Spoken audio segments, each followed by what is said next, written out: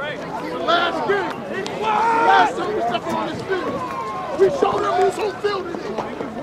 Get off, stay in your lane, get your butt. Everybody, every goddamn time. Bodies everywhere. All day long. All day long. All day long. All day long. All day long. All day long. Let's go. Right now. Right now. Right now. Let's go. Let's go. Bring it up. Bring it up. Bring it up. Yo, Eagles on three. Simple more. 30 big. Eagles. He's one. Take that shit. It's squad. Body all day long. Stay in your lane.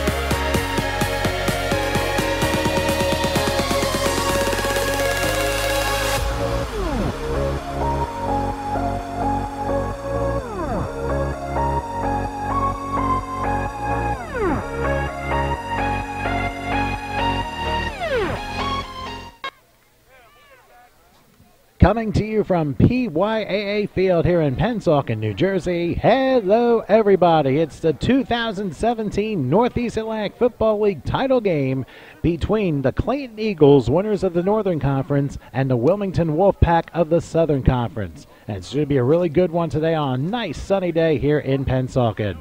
I'm Tom Wilkins along with Dave Sergio here for this one. And Dave, I must say, two teams going for this year's championship here, ironically, on the home of last year's champion field for the Tri-County Owls here in Pennsauken. Yeah, it looks, the playoffs are over. The fight to get here is over, and now it's time to finally knuckle up, crown ourselves a 2017 champion.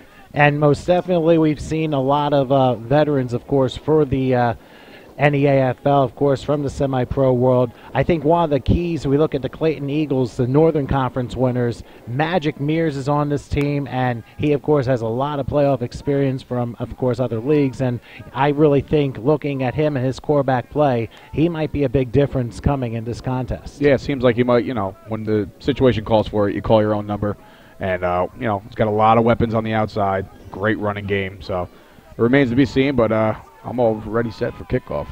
Well, the Wilmington Wolfpack, who are in their red uniforms, they'll be the ones receiving the ball first. Clayton is in the black uniforms, left to right, and we are underway here from Pennsauken. A very high and long kickoff that looked like it was kicked to Brooklawn, in and out of the end zone for a touchback. So Wilmington will start the ball at their own 25, 1st and 10.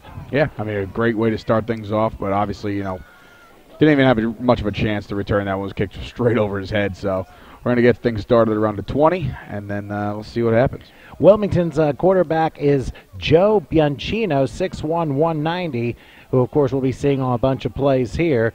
Wilmington, of course, led by head coach Robert Marks. The coordinators offensively Joe DiFrancesco, and defensively Tony Congo, with assistant coach Rondell Bryant.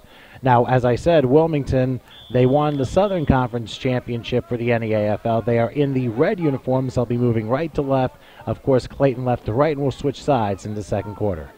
All right, on 1st and 10, here is a handoff up the pike, and that is Levin Kern, who we're probably going to call a good amount in this game, but doesn't look like he got much on the play, as he is brought down very nicely by Cameron Clark. Yeah, defense sniffed that out right away.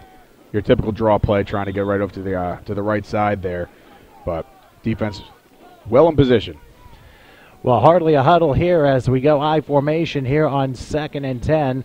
Ball spotted at the 25-yard line, and again it's a handoff to the same guy, Levin Kern, and this time he pulls off for a 4-yard pickup before being tackled by Charles Clark for Clayton. That sets up a 3rd and 6 from the 29-yard line. Yeah, it starts up front. That offensive line is going to have to push back the defensive line as much as possible. a lot better of a run second go around there. Almost the same design play up the same gap. So we'll see what they do here on third down. Okay, 3rd and 6. The ball is spotted on the far side of hash at the 29-yard line. They need to get to the 35 to get the first down. Beautiful day here in Pennsauken, looking for, I would say, 85 degrees for a high. I mean, can't get much better than that. Here's a snap. Heads up. And look out below as Bianchino gets thrown down on the far side. It is a sack, beautifully done by Cameron Clark, who brings him down for a 2-yard loss, and else up a punting situation on 4th and 8 from the 27. Yeah, it looked like Clark came on the weak side there by himself, untouched, and then it all broke down in the backfield. So it was not much room for anything to possibly happen on that one. Well, if Clayton can get a good pass rush, that's going to be a huge plus for them. But in the meantime, it will be punting time as Wilmington brings out Ryan Ferguson. He's standing on the 10 now. A flag goes down, and there might have been movement along the right sideline. That's going to back up Wilmington another 5 yards. I think they jumped. Oh, let's see here. Well, they are moving it backwards to the 22, so they did rule it a false start. So 4th and 13, and it'll be punting time once again, and it will be Ferguson. Even though he plays on the defense, he is the punter, and he gets off a pretty good one. Couple of nice bounces, and it is picked up by Raheem McClendon, who makes a nice return all the way into Wilmington territory at the 35-yard line. 31-yard punt, 18-yard return, and the Eagles will have great field position when we return. It's Wilmington nothing, and Clayton with their first possession when we come back. Hi, my name is Ryan Conga with the Wilmington Wolfpack. Are you tired of lackluster renovations? PHB Construction is where real home improvement comes to life. From technical drafting to private real estate, PHB has the expertise that covers all major areas, even from residential to commercial. PHB helps bring solutions custom tailored to their clients. Have you heard? PHB can make additions to virtually any structure. No job is too small nor too large to take on. Clay, it is Clayton's first chance at the ball as they are spotting at the Wilmington 35-yard line. Tremendous field position and a short field. 1st and 10 along the near hash. Magic Mears with the ball. He's going to throw deep on the right side, but a little bit too high. That pass is incomplete. That was intended for Jonathan Ebert, but he could not quite get it. It was a little bit too high and heading out of bounds. Yeah, I mean, he had the time to throw. The route definitely developed, but he actually threw into double coverage. But they had the right idea as far as throwing it to the outside shoulder, just a little too much. So 2nd and 10 as the ball be spotted again at the Wilmington 35-yard line. Wilmington won 3 and out on their opening drive of this game. The 2017 NEAFL title game here from Pennsauken, here at the home of the Tri-County Owls, who use this field. Incidentally, crazy shouts to Lester Cream, the owner of the Tri-County Owls, last year's champion. Of course, they beat Central Maryland by a count of 10-3 in that game in Atlantic City. But here's a new year and 2 new teams going for this year's title. 2nd and 10, back goes Mears in the shotgun. He's being chased, and he's going to have to throw it away to the Wilmington sideline, incomplete. It looked like it was headed for Ty Still, but nobody was still in the backfield because Wilmington really brought their rush there, and it forces a 3rd and 10. Yeah, they flushed him to the weak side. It's probably one of the hardest things to do as a quarterback is to throw across your body like that. So a good decision to just get rid of it and, hope for a better result next play. And I think, Dave, the pocket collapsed there, which forced no intentional grounding there. Otherwise, it would have been 3rd and probably the distance from Pennsauken to Palmyra. Right. But for now, ball still at the 35-yard line. That's where Clayton started, and that's where they still are. 3rd and 10. They're going to line up 3 receivers on the near sideline, 1 to the left. Let's see what Magic Mears does this time. 3rd and 10. And looks like a free. No, they blew it dead. There's flags down, and possibly the defense jumped. Yep, that's what they're calling right now. The defense is jumping. Obviously, they're not going to let a play go off if you make contact with the offensive line. So, or if it's on base to the quarterback, that Right. would probably be the other reason. So Right. they're going to rule the neutral zone infraction, and it's going to be a 5-yard penalty against Wilmington, who got a little bit too jumpy there. And now Clayton has a 3rd and 5 now as the ball is spotted at the 30-yard line. No score in this game. If you just joined us, Wilmington had the ball to start the game. Did not quite get a first down for starters, but of course they got a very nice punt return by Clayton to put him in this position. But let's see what happens here with the same formation. 3 receivers on the right-hand side. 3rd and 5 from the 30-yard line. Let's see what Mears does. He goes back to pass. He's looking, throws it short, and the pass is caught very nicely by Cam Bell, another veteran, and it might be a little short of a first down. They're going to spot it at 26. Good stop by the 5'7", 208-pound Darnell Ferguson to force Clayton to have a 4th and 1, and do you think they go for it here? I mean, sure, from this distance, it's one of those too far for a field goal, too short to punt. So I would definitely take a gamble here. It's early. It's a championship game. Why not just try to, take a little bit of a gamble here? And I like the way he's moving the ball. Unless you have a semi-pro kicker from Florida that can kick 52 yards in Fort Lauderdale. But anyway, they're going to go for it. Mears is in the shotgun with the same formation. 4th and a yard from the 26-yard line. Let's see what happens here. Man in motion, and now missed snap, no. And it's got to be Wilmington recovering the ball to 31-yard line. Look right into the hands of Eddie Johnson. So a terrible snap that time on 4th and a yard. I don't know if Magic was ready or not, but whatever the case, a turnover. Wilmington gets the ball in downs anyway, and they'll have possession again when we return with no score between the Eagles and the Wolfpack.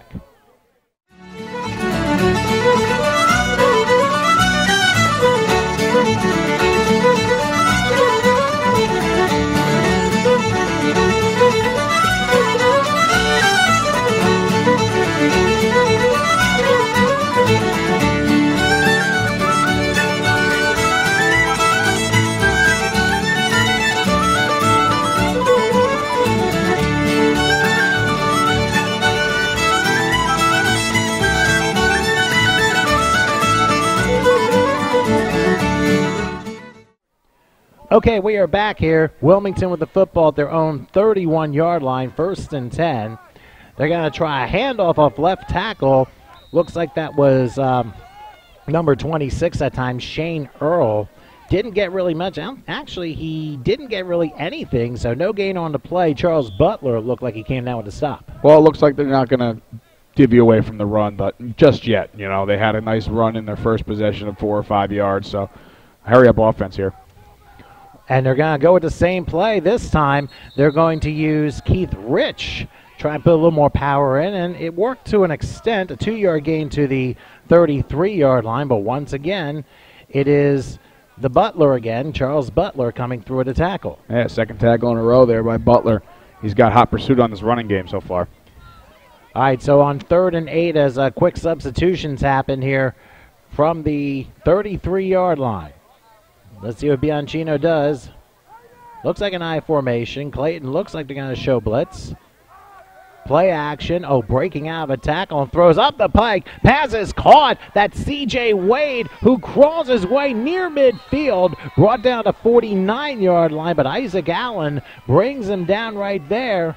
Actually, it's not Allen. It's rather Thomas Mack for Clayton who brings him down. That's a 16-yard pickup and a first down for the Wolfpack. Their first down of the game. They're in the red, and again, they're going fast forward. And here's another run. This time, it goes to Shane Earl, who is able, he really pounded through for another 15 yards there, all the way to Clayton 38. That's a first down once again. I like the tempo these guys are using. That's back-to-back plays, about 20 yards of net offense right there. So it looks like we got a timeout coming up on the defensive side here. Yes, we will have a timeout, and I think Clayton needs to catch their breath. We will too. We're near the midway point of first quarter. The 2017 NEAFL Championship between Clayton and Wilmington. No score.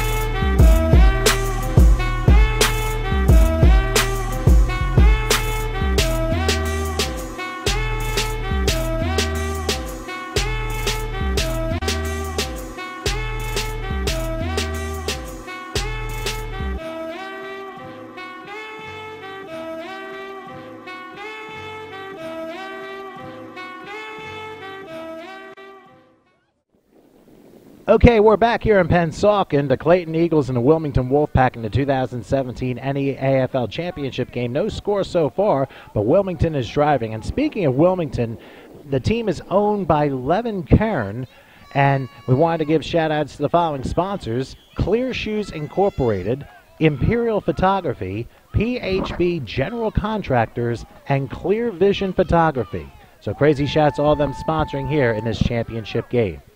Wilmington back on the field, 1st and 10. Ball is spotted at the Clayton 38-yard line. And it's going to be a run up the middle. Shane Earl this time. Second effort that time.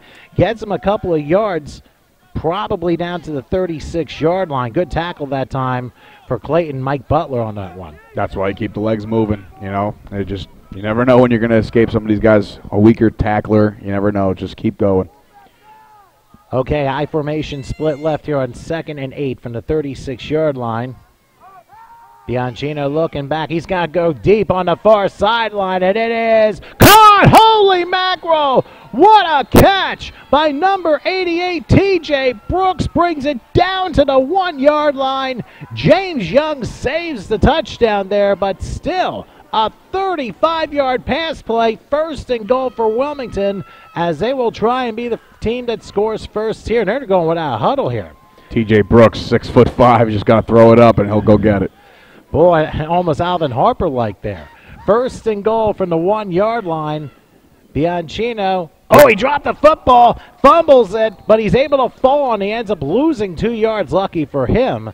So almost disaster on the goal line for Wilmington, as now they'll have 2nd and goal from the 3-yard line. Sometimes you just got to catch your breath. It can't be Cleveland Golden State in basketball all the time. I totally agree with you there. I mean, after a great play by Brooks, you know, you would think, like, settle down a little bit, catch your breath, and get a good design play. But, look, the up-tempo's been working for them, so, I mean, they're going to keep going until it's broken. So it is 2nd and goal from the 3-yard line. Wonder if they're going to try Earl on this one. I don't know, but, I mean, he was used a lot in the first 2 drives here. Let's see what they decide to do. They will hand it to Earl, and Earl punches his way through. Welcome to the end zone. He went through right tackle and into pay dirt. It is Shane Earl with a 3-yard touchdown run, and Wilmington strikes first. That's a great offensive possession. I mean, they obviously started off with the run, but they just didn't disguise anything. They had a perfect passing game down the field, too. A couple bullets, a beautiful rainbow, setting up an easy walk-in touchdown. That's a great drive. And give credit to the offensive line to make Shane the Duke of Earl for that 3-yard touchdown run. Extra point will probably come. I would have to suspect Ferguson will try it and probably take a couple of seconds to get him onto the field. But let's just put it this way. Wilmington responded. Remember, they stopped Clayton on a 4th and 1, and the ball was at the 26-yard line, but Clayton really self-destructed on that last drive, and Wilmington basically, in a way, could say points off turnovers, but you could look at it half that way, or the fact that Clayton turned the ball over on downs. Either way, that big mistake has resulted in 6 and possibly 7. We'll see what happens with the extra point.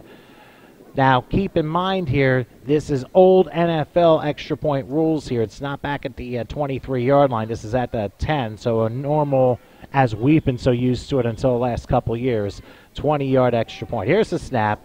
Kick on its way, and down the pike it goes. It is good. So as we're near more than halfway through the first quarter, Wilmington strikes. It's a 7-0 lead for Wilmington over the Clayton Eagles.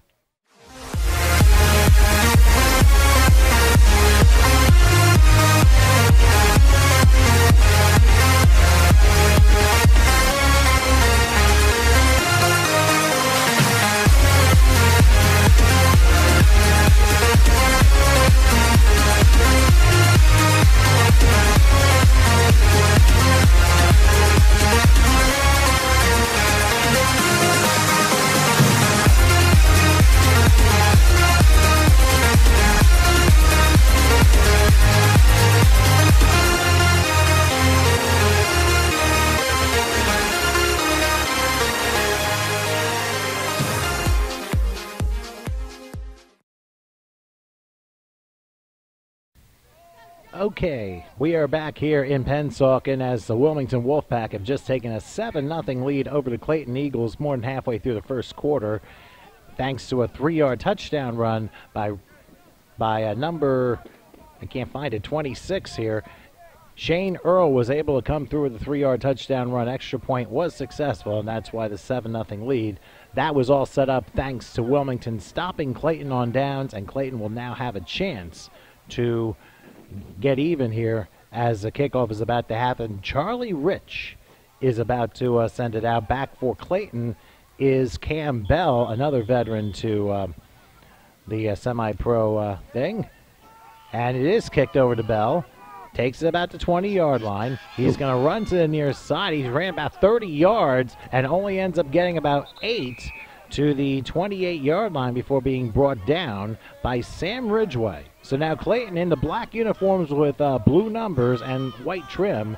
They will start in okay field position, 1st and 10 from the 28. Yeah, it'll be interesting to see if they can respond here, because obviously turning the ball over on downs and then pretty much letting the Wolfpack drive right down the field with ease. It remains to be seen, obviously, but we'll see if they can respond here with a little mix of pass and run.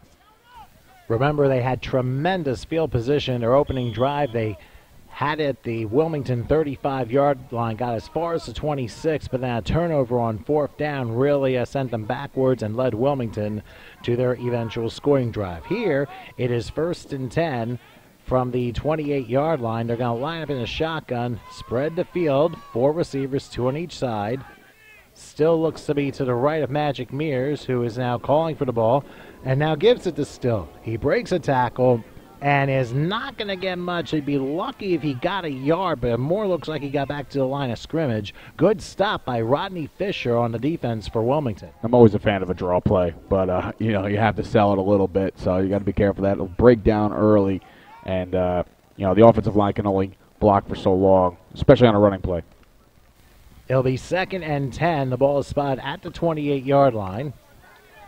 Now, I would not be surprised to see Clayton, who's in the black uniforms, Wilmington in the red, for those of you just joining us, basically coming up with the same formations. They do it right here again on 2nd and 10. Let's see what happens here as Mears is in the shotgun, a high snap, and now a late handoff, and then this time it is Still who ends up, I think, losing a yard. Back to the 27-yard line. Desmond Cephas, the 6', 280-pound defender, linebacker, flattened him, and it's a 1-yard loss. Yeah, the defense wasn't biting on that little pump fake that he decided to try to do at the start of the play there. So good play by the defensive line, staying in hot pursuit of the running game. So now Clayton's up against it already. Offensively, they really haven't had too much to show for. They've had maybe a 4-yard pass play, but that was after a 3rd and 5. But not really too much more besides that. Running hasn't been there especially so far. 3rd and 11 now from the 27-yard line as Mears takes the snap. He's got a lot of time and throws up the pike, and it is caught. Very nicely done by Steve Llewellyn. How have we called his name a number of times before? 16 yards on the play. He's stopped by Tamar Bivens, who assisted on the last couple of tackles. But the first down of the game for Clayton as they pick up 16. Yeah, like you said, he had a lot of time to throw that ball, and it was a great route run. Knew exactly where he had to be for the first down. It stopped. So it is 1st and 10 from the 43-yard line. Let's see if that gets Clayton going as Mears is back. He looks like he's going to run it himself. He takes off and gets out of bounds. Looks like a 5-yard pickup to the 48-yard line. But I'll tell you what, you let some room go for Magic Mears, and he'll create his own magic. Yeah, absolutely. I mean, it looks like the routes were a little designed a little deeper, so it looks like he had a lot of green pastures in front of him, so worked out well. So 2nd and 5 now as the ball spotted at the 48-yard line. 7-0. Wilmington leads Clayton. That was after the 3-yard touchdown run by Shane Earl just a few minutes ago. Clayton looking to tie this thing. It's a 2017 NEAFL championship game here from Pennsauken, New Jersey. Let's see what they line up here. It looks like they're going to go completely empty. They're going to go the 5-wide route with 3 on the near side. Mears will probably pass or run or what. Oh, 2 people move, so nobody, the ball never got out, but you can call whatever false start you want on the offensive line. It's a 5-yard penalty. Yeah, you got to be careful there after 20 yards of offense. You don't want to go backwards. Well, the other thing, too, is you've played basically the whole spring season. You think you'd have the cadence down by now. And for two people to jump, I can understand the jitters coming through for a championship game, but that is a little bit on the shaky side. And obviously, the later the game it goes, that's going to be a problem if that continues on. Yeah, just got to be careful of the snap count. You know, don't get happy feet. You got to. Obviously, they're coming on a hot pursuit, so you got to be careful. Well, luckily, it won't be the Pittsburgh Penguins on the field. 2nd and 10 now from the 43 as Mears is back. He's looking. He might take off. No, he's got to off the deep one, and it is caught inside the 10. What a catch by Cam Bell at the 6-yard line. He is brought out of bounds by Jaquan Mitchell, but not before a 51-yard play, and 1st and goal for Clayton. Boy, you talk about getting right back into the game on one play. That's why you have Magic Mears. And to boot, triple coverage. He just lofted it up there and prayed for whatever he's praying for. But that was an amazing route. He gets behind the defenders, all 3 defenders. So they got to pick up the speed here to cover that guy. That really is amazing. If you recall back early in Troy Aikman's career, he threw like in 3 or 4 coverages and was able to still make the pass. I mean, that was tremendous. I mean, timeout has been called. Looks like Clayton's using it or whomever it is, but we'll take a short break and we'll see if Clayton comes to tie the game late in the first. For now, 7-0, Wilmington leads.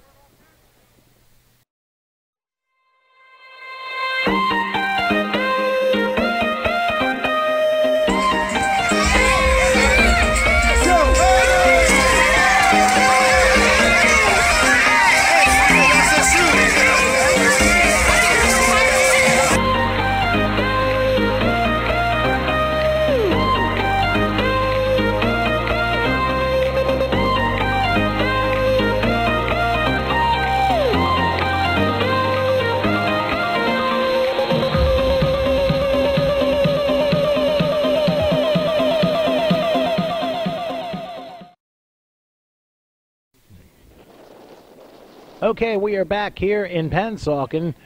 Clayton looking to tie this game as 1st and goal from the 6-yard line of Wilmington. Before we get back to action real quick, the Clayton Eagles, they are owned by Maurice Atwell. And we want to send crazy shouts out to the following sponsors: Gleason's Place Sports Pub and Bar, I should say, Neo Sports USA Graphic Designers, and the Elite Stouts Management Company. So crazy shouts to those sponsors as you're viewing this game here from Pennsauken. It is 1st and goal from the 6-yard line for Clayton in the black. Magic Mears looking to be under center here. Let's see what he does. He takes a snap in the pocket. Throws one for a fade in the corner, and it didn't work.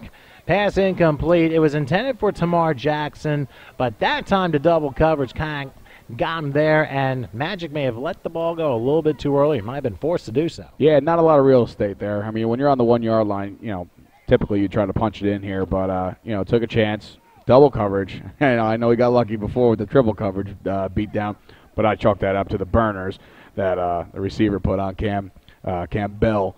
So, well, let's see what happens here. It is 2nd and goal from the 6-yard line. Of course, this drive began at the 28-yard line, but the big play was that catch to Cam Bell 51 yards along the near side to set up what we have right now. 2nd and goal from the 6. Magic Mears making the calls. He spreads the field out. He goes back to pass. Has some time. He's looking. He's running left. Looking. He's firing. He's got Steve Llewellyn. Wide open. Welcome to the end zone, as wide open as Winton.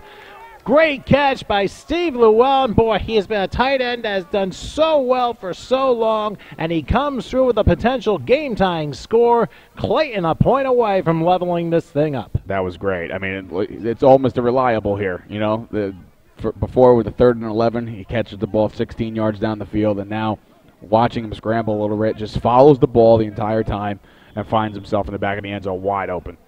And that was an absolute thing of beauty. And Llewellyn's going to, it will be the extra point. Justin Sokoloff will try and tie this game again. The old school NFL and current college extra point. The snap kick on its way, and we are level as we're late here in the first quarter, tied at 7 apiece. I want to take a second, bring it down to our sideline reporter, Sean Slippy Menzo's got something. Sean. Right now we got Steve Llewellyn, one of the NEAFL greats, future Hall of Famer. Yo, you in our shop, man. Always somebody. All right, so how'd you feel? We just saw you score. You know, explain that play. What just happened right there? They're giving me option routes in the middle, so I get to do whatever I want, and I'm gonna sit in a hole and find an open spot. Are you seeing like more like man coverage out there, or like putting somebody specifically on you? Yeah, they're playing zone, and they just play so far off. They're leaving so many holes. Okay. So you think that's gonna be the last time we see you in the end zone today? No, I'm going about 4 times. 4 times. 4.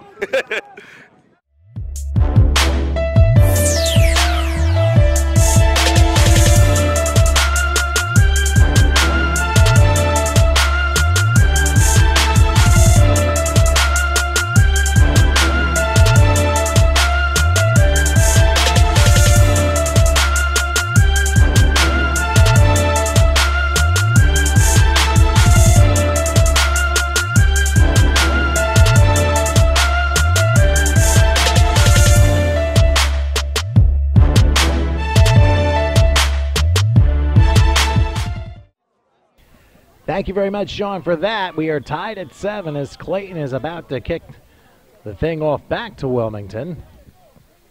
Let's see what they decide to do. A short kickoff.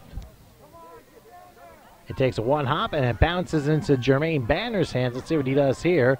Goes far sideline, crossing the 30, and a nice return to the 33-yard line. 18-yard return for Jermaine Banner before being taken down by Tamar Jackson. Yeah, it's a great return, great starting field position. But, you know, let's not discredit, you know, Wilmington with a great, Clayton with a great drive to answer back just when you thought, you know, all hope was lost immediately with that drive by the Wolfpack. They come back, answer the bell, and here we go again, off to the races. And that's what usually very resilient teams do when you think you're down and out. I mean, you're only in the first quarter down 7-0. It's a matter how you respond to adversity. And what do you know? Clayton did exactly that. And that pass to Campbell was a thing of beauty for 51 yards to really set that up. So 1st and 10 now for Wilmington. They're in the red, looking to see if they can respond to a Clayton score. And it looks like the right side jumped.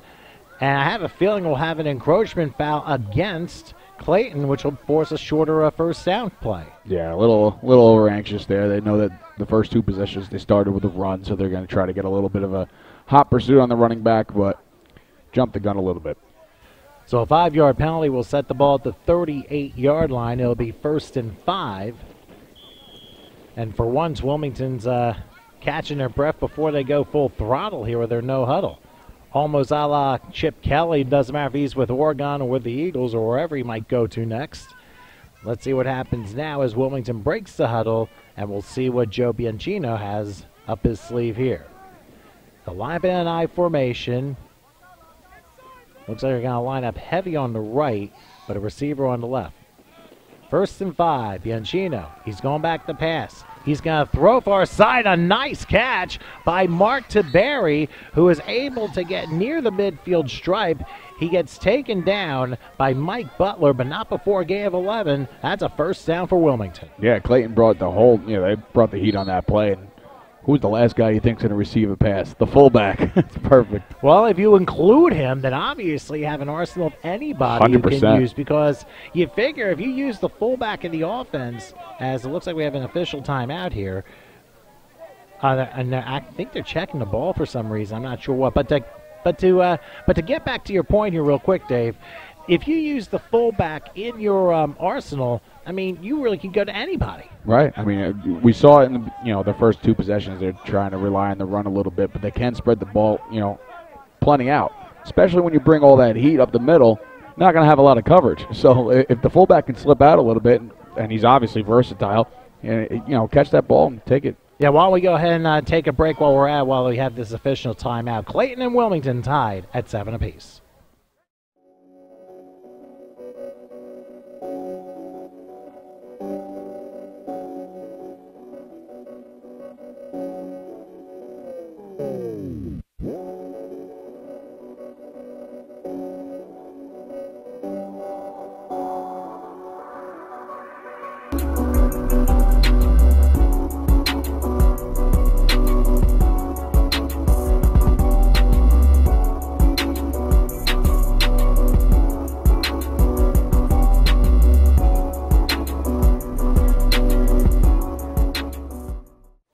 Okay, we're back here in Pensacola, and we're sorry for the delay. We had an official timeout because there was an issue with the ball. They were checking it out, but they did have a logo on it with a sponsor legally usable for this league, so therefore the officials have decided to allow it. They wanted to double check and make sure. I mean, this is obviously not a Tom Brady situation. However, they wanted to make sure that it was legal to be used, and after further review, as they say, the officials said, hey, let's use it. Yeah, no crazy tomfoolery here. Well, hey, one pun leads to another. Not really that big, but anyway. I'm not a player. I'm just an announcer like you are. Anyway, the ball is spotted at the, looks like just shy of mid. Actually, they went across midfield, so ball spot at the 49-yard line, 1st and 10. And they're going to hand it off. It looks like it's going to be Levin Karn, and I think he got flattened maybe for a 1-yard loss. We'll see where they spot the football, but whatever the case, good job by the Clayton defense to stop him on that one. Looks like they gave him forward progress and then knocked him back a little bit, so it looks like they're actually giving him a gain of 1. I think you're right. Lou Byers is the one who made the stop. But in any case, it is 2nd and we're spotting at midfield, say maybe 11. Watch out. Oh, there's a big chase and trouble, and down he goes. Probably a 7-yard loss. A tremendous sack by Edgar Nest, and he laid that quarterback to rest. Yeah, they brought the heat on that one. It was just an all-out pursuit. Both outside linebackers, one guy right up the middle. It all starts up front. You know, you got to be able to catch all these guys on the offensive line, but obviously 3 went unannounced. So it'll be 3rd and probably about 17 to go from about the 43-yard line. It does look like the original line of scrimmage is in Clayton territory at the 49. So let's say 3rd and 18 probably. Let's see what Wilmington decides to. That's probably going to be a pass as Bianchino is in between split backs. Now it looks like he might change the play here. Clayton lines up like they're going to try and rush the quarterback. Got to hurry up. And I don't think they got it off. No, I do not think they got it off. Wow. Complete disarray right now. Literally, and now Wilmington backs up another 5 on a delay of game. Too much time on their hands, and now the Sticks go back 5. You got to be careful. You got to get the play in there, and I understand that you're coming off a sack, and that's a big play, and there's a lot of momentum built on the defensive side, but you can't get shook here. I know it's a long down. 3rd and 21 it looks like we're looking for. On this 20, one. Maybe 23. The way it's looking is at the 38-yard line. And whatever the case may be, they may have to come up with maybe spread the offense out and just run the ball, see how much you get, just set up for a better punt situation. But they're going to line up 3 wide. Actually, they will line up 4 wide this time. Bianchino takes a snap. Heads up. He's under a rush. In trouble. Tries to get out of one. Can't get out of the other. Down he goes. Probably for another 6-yard loss. How about bringing the heat that time? Charles Butler, who had a great start to the first quarter. He's able to flatten the quarterback, and it will be punting time for Wilmington. But I think the officials have decided, you know what? It's time to switch sides. It is quarter time here in Pensacola. So after 1, the Clayton Eagles and Wilmington Wolfpack are tied at 7 apiece. We'll come back with quarter number 2 right after this. We're back here in Pensacola and ready to start the second quarter. The 2017 NEAFL Championship game. Wilmington Wolfpack and Clayton Eagles tied at 7 apiece. As we start the second quarter, it is 4th down. Ryan Ferguson is going to punt. Whoa. A very high snap, and he gets it off and nearly has it blocked, and it's kicked all the way. And it looks like it's going to take a nice bounce down to the 20, and when we return, it looks like that'll be where Clayton starts. Back here in Pensacola, Clayton receives the football 1st and 10.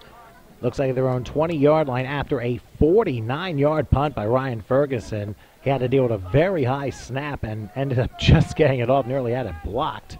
But Magic Mears and company back here for Clayton as they're going to try and drive once again. And here is a nice screen pass over to J.B. Burks, and Burks is able to get over to the 28-yard line before being knocked down by Jose Matos. Yeah, your simple design bubble screen there with a lot of lead blocking in front of you. Both receivers obviously knew the play, so they're going to just go up and grab the corner right in front of them. But good design play for a nice gain.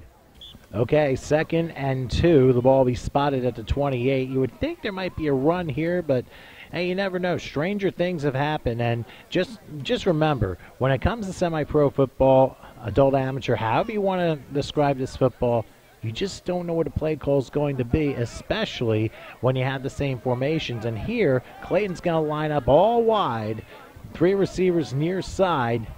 Basically, Magic Mears is out for himself here on 2nd and 2. He's going to throw left. Pass is caught. That's Tamar Jackson. And Jackson, with a burst of speed, gets over to the 39-yard line before Richard Bailey and even Ryan Ferguson tackle him, but not before an 11-yard pickup, and you can move the chains. First down for Clayton. Yeah, that's putting your faith in the receivers there. You're throwing the ball about a 2-yard hitch route, and you just let your receiver do the work. And great gain there. It looks like a gain of about 11. So it'll be 1st and 10 from the 39-yard line. For those of you just joining us, Wilmington scored thanks to a 3-yard touchdown run by Shane Earl. Clayton scored on the ensuing drive with Magic Mears throwing a 6-yard touchdown pass to Steve Llewellyn. That's all it's been. 7-7, a good one here in Pennsauken so far as we're early in the second quarter. Again, 5 wide here as the ball is spotted at the 39-yard line, and Mears will take it. He fakes, has time. He can have lunch if he wants. He's got to throw deep on the left side, and it is incomplete. Cam Bell, the intended receiver, remember, he caught a 51-yard pass in the previous drive. Not this time. Good job by Darrell Williams defending. Yeah, one-on-one coverage down there. That's pretty much just leaving you high and dry. So good play by Williams to get up and time that correctly to knock the ball down. And you can't have Hail Marys all the time because eventually they're not going to work. And already that's the second one that Magic has thrown. The first one worked out very well. This one, not as much. So 2nd and 10 from the 39-yard line. We'll see what they decide to dig up here. And I'll say this much. After a rough start for Clayton, they've been moving the ball pretty good. And even before that long 51-yard pass, I mean, Magic was able to find some open receivers on the field. And now they're going to line up 5 wide again with 3 receivers on the near side. Let's see what Magic does here. Whoop, and one of the receivers decides to take the slot and head on Route 130, so that's going to be a false start, a 5-yard penalty. Yeah, got to be careful. Got to watch the snap count. They all, they're making moves here on the offensive side. You don't want to keep going backwards. Well, when you move forward before the ball is snapped, you end up going backwards 5 yards. And well played. Ends up being the false start. So ends up being 2nd and 15. And let's see what happens as Magic Mears, I'll tell you, he's settled down. Very cool and composed, and it's all in the pocket, most of it. And most of his good passes are coming from the pocket. And offensive line's given him plenty of time to look his receivers up and down the field. And not only that, the fact that he is a veteran quarterback, he knows what to do, and especially in situations like this. He's seen him before, and I'm sure he's been in championship games before where he's had those particular situations. He's back to pass here on 2nd and 15. Wow. And a nice catch. Holy mackerel. Looks like a 22-yarder to Jonathan Ebert. He goes out of bounds at the Wilmington 44, and that's going to be a first down. What a nice job by Magic Mears to move him down the field on that play. It's a great timing route. He, saw his receiver running the post and, to the outs. Outside posts are always easy.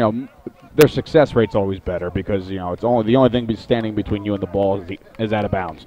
So there's a little less traffic, and great route, great catch, able to get the feet down. Unless you want to build a wall around the boundary line, they have the largest indoor arena football thing I've ever seen, but that would take too much money. Anyway, 1st and 10, ball spot at the 44 of Wilmington for Clayton. That they once again line up as Mears is back. He's looking. He's got to take off and throw to the right, and the pass is incomplete. Looked like Steve Llewellyn. He thought he caught it, but it ended up as momentum carried him out of bounds, so ends up being an incomplete pass, but a good effort by Llewellyn nonetheless. Yeah, unlike the previous play, unable to get the feet down on that one. His momentum just carried him all the way outside, all the way to the Wolfpack sideline. So it'll be 2nd and 10 from the 44-yard line. We're in the second quarter here in Pennsauken.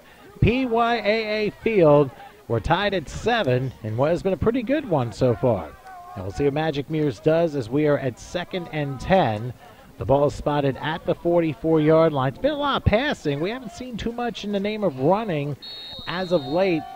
Never know what he has up his sleeve. I mean, you have to remember, passing works, you keep going at it. But there are some coaches who do the run to set up the pass, and then you have vice versa, Andy Reid, who has the pass to set up the run. Yeah, I mean, Mears looks like he's been settling in, so you don't want to take the ball out of the hot hand. Let him do his thing for a little while but it looks like we're going to get ourselves a timeout here. Yeah, timeout Wilmington. We're going to go ahead and do the same. We're in the second quarter. Wilmington, Clayton tied at 7 apiece.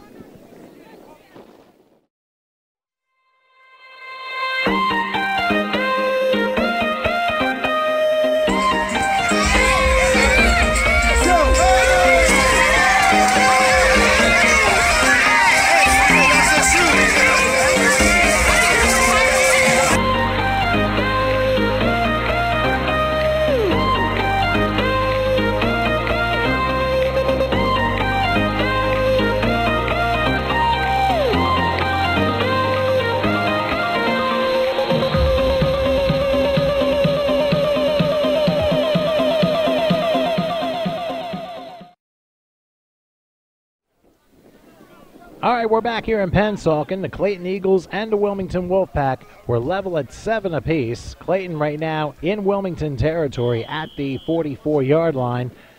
Don't forget that each team has scored already. 3-yard touchdown run for Shane Earl for Wilmington as they scored first, and then Clayton got a Steve Llewellyn touchdown reception from Magic Mears to respond that. Both of those were in the first quarter. Here is 2nd and 10 from the 44-yard line. Magic Mears has done a lot of passing. Now we have a man in motion. It's going to line up to the right, and it ends up going to be a handoff.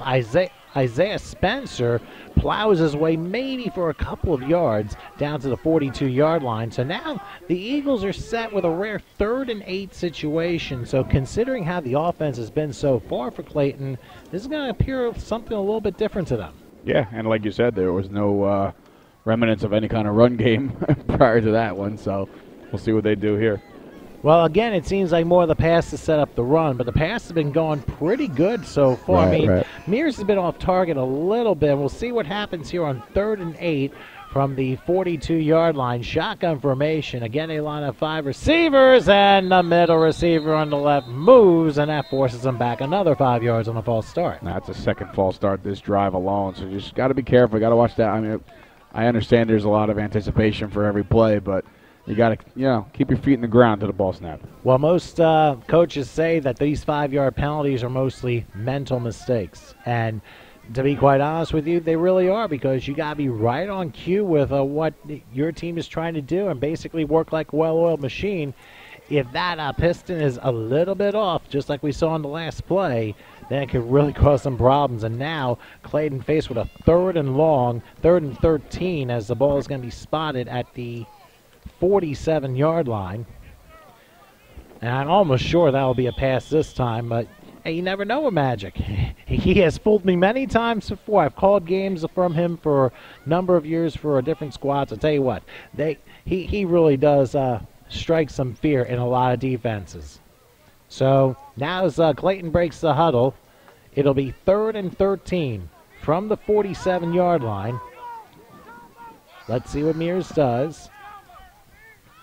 Again, spread formation. Mears all by himself in the shotgun. He'll take the snap. Flags down. Mears running backward. He's going to throw off his back foot.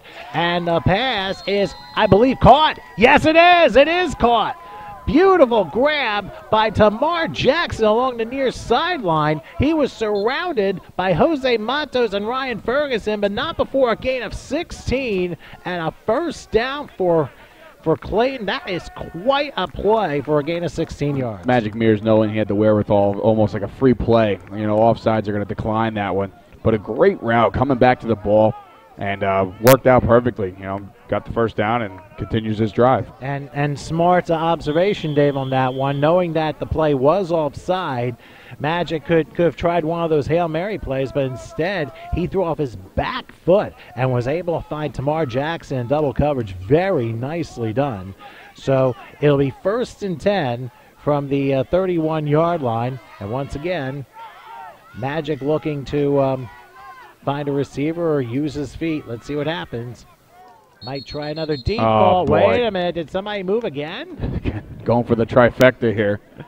Good heavens. That's the 3rd false start for Clayton on this drive. And now they're going to go backwards to the 36-yard line. So that'll make it 1st and 15. And like I said, these mistakes are mentals. It's like in a championship game. I know you have jitters, but you got to calm down at some point. You could calm down by the time it's the fourth quarter, but you could be down 35 points. I think Mears needs to grab a couple guys by the face mask and tell them to smarten up and just be patient, and the ball will be snapped, and just have a little faith in the quarterback. You don't have to have the head start that you're trying to get. So 1st and 15 after the false start. Ball spot at the 36-yard line. And again, they line the same format, a little bit closer niche there. But Mears all by himself in the shotgun, takes the snap. He's looking, he pump fakes, now he's being chased. He's running for his life. Let's see if he can turn the corner. And I think he did, but I think he lost like 5 yards on the play. Got to get rid of the ball. You know, Mears is definitely smarter than that. Have to get rid of the ball. Can't take a loss. And that makes it 2nd and 20 from the 41-yard line. And Clayton, who did so well on this drive so far, they just seem to find themselves going the wrong way. But they're going to call timeout and reset themselves. When we return, it's 2nd and 20 for Clayton in a 7-7 game.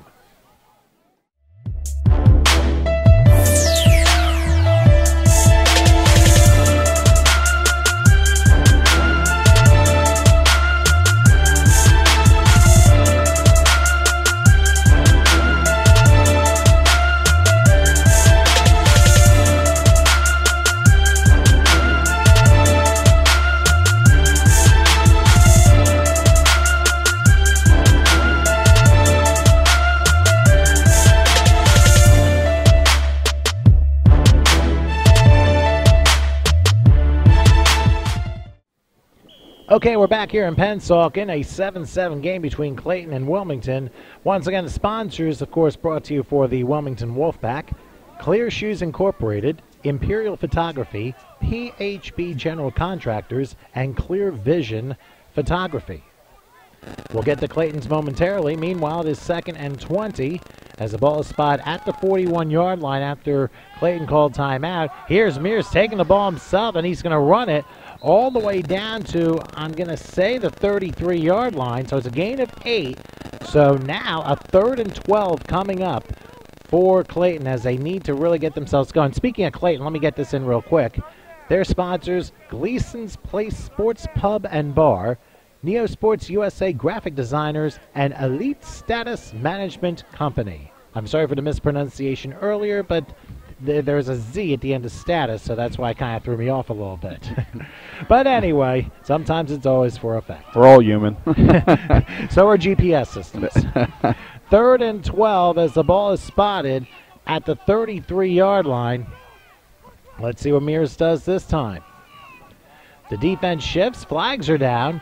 Mears running to his right. He's going to throw right, and the pass is caught. That's J.B. Burks coming down within the 15-yard line before being brought down by Zachary Matthews on a 3rd and 12, an 18-yard pickup. And it's almost certain that if there was a flag down, it's against Wilmington, so Clayton's going to get 1st down, and they're in the red zone. That was a great, again, this is the 2nd or 3rd time these guys have stopped their routes and came back to a scrambling quarterback. So the guys are on the same page right now, so this is working out very well in the passing game. So after an 18-yard pickup, it'll be 1st and 10 from the 15-yard line. Magic Mears lines everybody up. This time the try receivers on the far side, and they go near side, and the pass caught by Jonathan Ebert, who rolls his way down. A late hit after that play, down to the 10. I'm sure we're going to have half the distance after the late hit. The tackle was made by Jose Matos, but we're going to have an automatic 1st down because of the late hit by Wilmington, so that is a huge, huge break for Clayton. Great idea. It was a good bubble screen. You know, he's been relying on his receivers to do a lot of the work, too, with these shorter passes. But, yeah, there's no excuse for the late hit. You gotta know when the whistle's blown. You're exactly right. And this has been a mostly penalty-free game with the exception of all the false starts. We haven't seen any holding plays yet. We may later, but we'll see. But in the meantime, it is 1st and goal from the 5-yard line, 5-yard completion to Jonathan Ebert, but then half the distance added on because of the personal foul. So 1st and goal from the 5-yard line, and this is where you would think Magic Mears will work his magic with his legs and not his arm. But then again, you never know. You never know. You'd think that Steve Llewellyn might be open for another one, but we'll see. 1st and goal from the 5. Mears looking. darts back. He has some room. He crosses the 10, stutter steps, missed tackle to the 5, and is shoved out of bounds at the 1-yard line by Zachary Matthews. He prevents him from getting in the end zone, but it's a 4-yard pickup, and that really sets up Clayton very, very well with 2nd and goal. He had a lot of real estate out there. Nobody was flushing that way, so it was just him and the end zone, and a couple good defenders closed in on him and stopped him right before he could get in. So 2nd and goal from the 1-yard line. You can pretty much run or pass. I mean, more likely run if your offensive line can just get a big push out of this. But I think Wilmington's been a bit on their heels. And once again, you get an elusive quarterback in Magic Mears. And the way he can move, I mean, he can really throw defenses basically halfway down the AstroTurf. Let's see what they decide to do here. 2nd and goal from the 1-yard line. Clayton looking for the lead. Direct snap. That's Ty Still, and he doesn't stand still until he gets into the end zone. A 1-yard touchdown run for Ty Still, and Clayton gets their first lead of the game. A tremendous drive. 13 plays, 80 yards. I don't know how much time on the stopwatch. The officials keep the game clock on the field, but that's an impressive drive, Dave. It's an impressive drive, and it's also more impressive they were able to overcome 3 false start penalties on this drive alone. So a great, they kept their cool and very composed and switched it up a little bit, punched it up right up the middle. Justin Sokoloff will try the extra point, trying to put the 14th point on the board for the Clayton Eagles. Let's see what happens here. Both teams have made their extra points here. Here's the snap. Kick on its way, and it is good. So we're late here in the first half. 14-7 now. Clayton ahead of the Wilmington Wolfpack.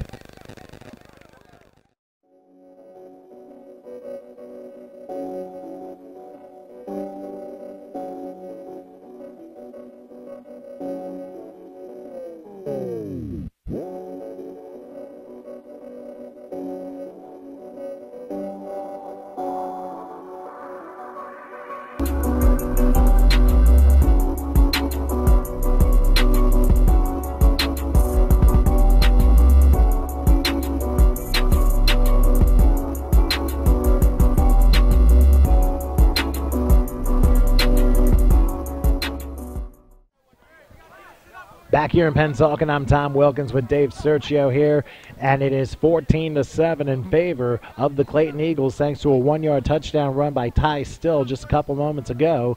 Clayton, of course, bouncing back after finding themselves down 7-0, and now Wilmington will have a chance to respond as Clayton's getting ready to kick off, and Sokoloff sends a kickoff, and I think the play got blown dead. Looks like offsides. You might be right, Dave. I think Clayton might have been offside in the kickoff. If that's so, they're going to back it up another 5 yards, and they'll kick off from the 30-yard line. And like I said, everybody has to be together. In a way, it's a final exam for your league championship. The fewer mistakes you make, the more likely you are to win this one. So let's see what Clayton does. They'll spot the ball at the 30-yard line. And for Wilmington, and considering that they've had some success moving the ball, but of course Clayton been able to clamp down a little bit and force a couple of big errors on the part of the Wolfpack, Wilmington needs to find their groove again. You got to remember, Wilmington got the momentum after stopping Clayton on downs in the first quarter thanks to a turnover that happened at the same time, and then Wilmington ended up driving for that touchdown. All right, Sokoloff kicks it again. It's a boomer. And, it's a heads up. It looks like there's a mad scramble for the ball. It is picked up by, I believe it was A.J. Edwards. Not sure what happened there, but it went off his body and it bounced forward for like 10 yards down to about the 29-yard line before he was tackled by Joe Jones. So a very unusual kickoff to say the least, but in any event, Wilmington will have it first down to 29. And now we'll see if Wilmington tries their luck as far as the run is concerned, because, I mean, it's been a little bit more on the run side than the pass, but as they say, who knows what head coach Robert Marks has up his sleeve here. Yeah, I mean, Shane Earl's been the workhorse behind this the run game, so let's see what we do here. All right, 1st and 10 for the 29-yard line. They're actually going to run on this first play, and that is Shane Earl, the man who had the Wilmington touchdown. He plows his way for a couple of yards down to the 31 before he's stopped by Mike Butler. I don't think I've mentioned the Clayton Eagles staff, and I apologize for not doing so. Clayton is led by head coach Brian Harris. Miguel, who I don't have a last name for, is the defensive coordinator. Mark Schuler's the offensive line coach as we have second down. A pass and a huge hit. Wow, nice catch by A.J. Edwards, but unfortunately he got run over by Raheem McClendon, who, I mean, that was a Ronnie Lott type hit, but not before 11 yards and a first down. And Wilmington immediately resets even after that hard hit. So Bianchino was right on the money for that one, but give McClendon credit for the timing of the hit. Heads up. Bianchino throws this one, and that's going to be a catch. Good one for T.J. Brooks for a gain of 8 to the midfield stripe before being brought down by Charles Clark. Real quick, offensive line coach for Clayton, Mark Schuler, and the running backs coach is Jeremy Pepper, while we have, it looks like a player shaken. But as we continue on, it'll be 2nd and 2 from the midfield stripe. They line up 4 receivers this time.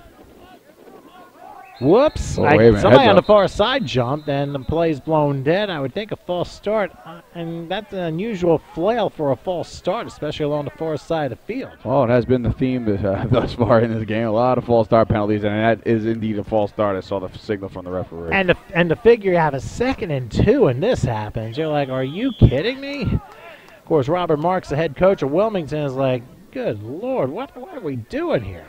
So now we have 2nd and 7. The ball is spotted at the 45-yard line.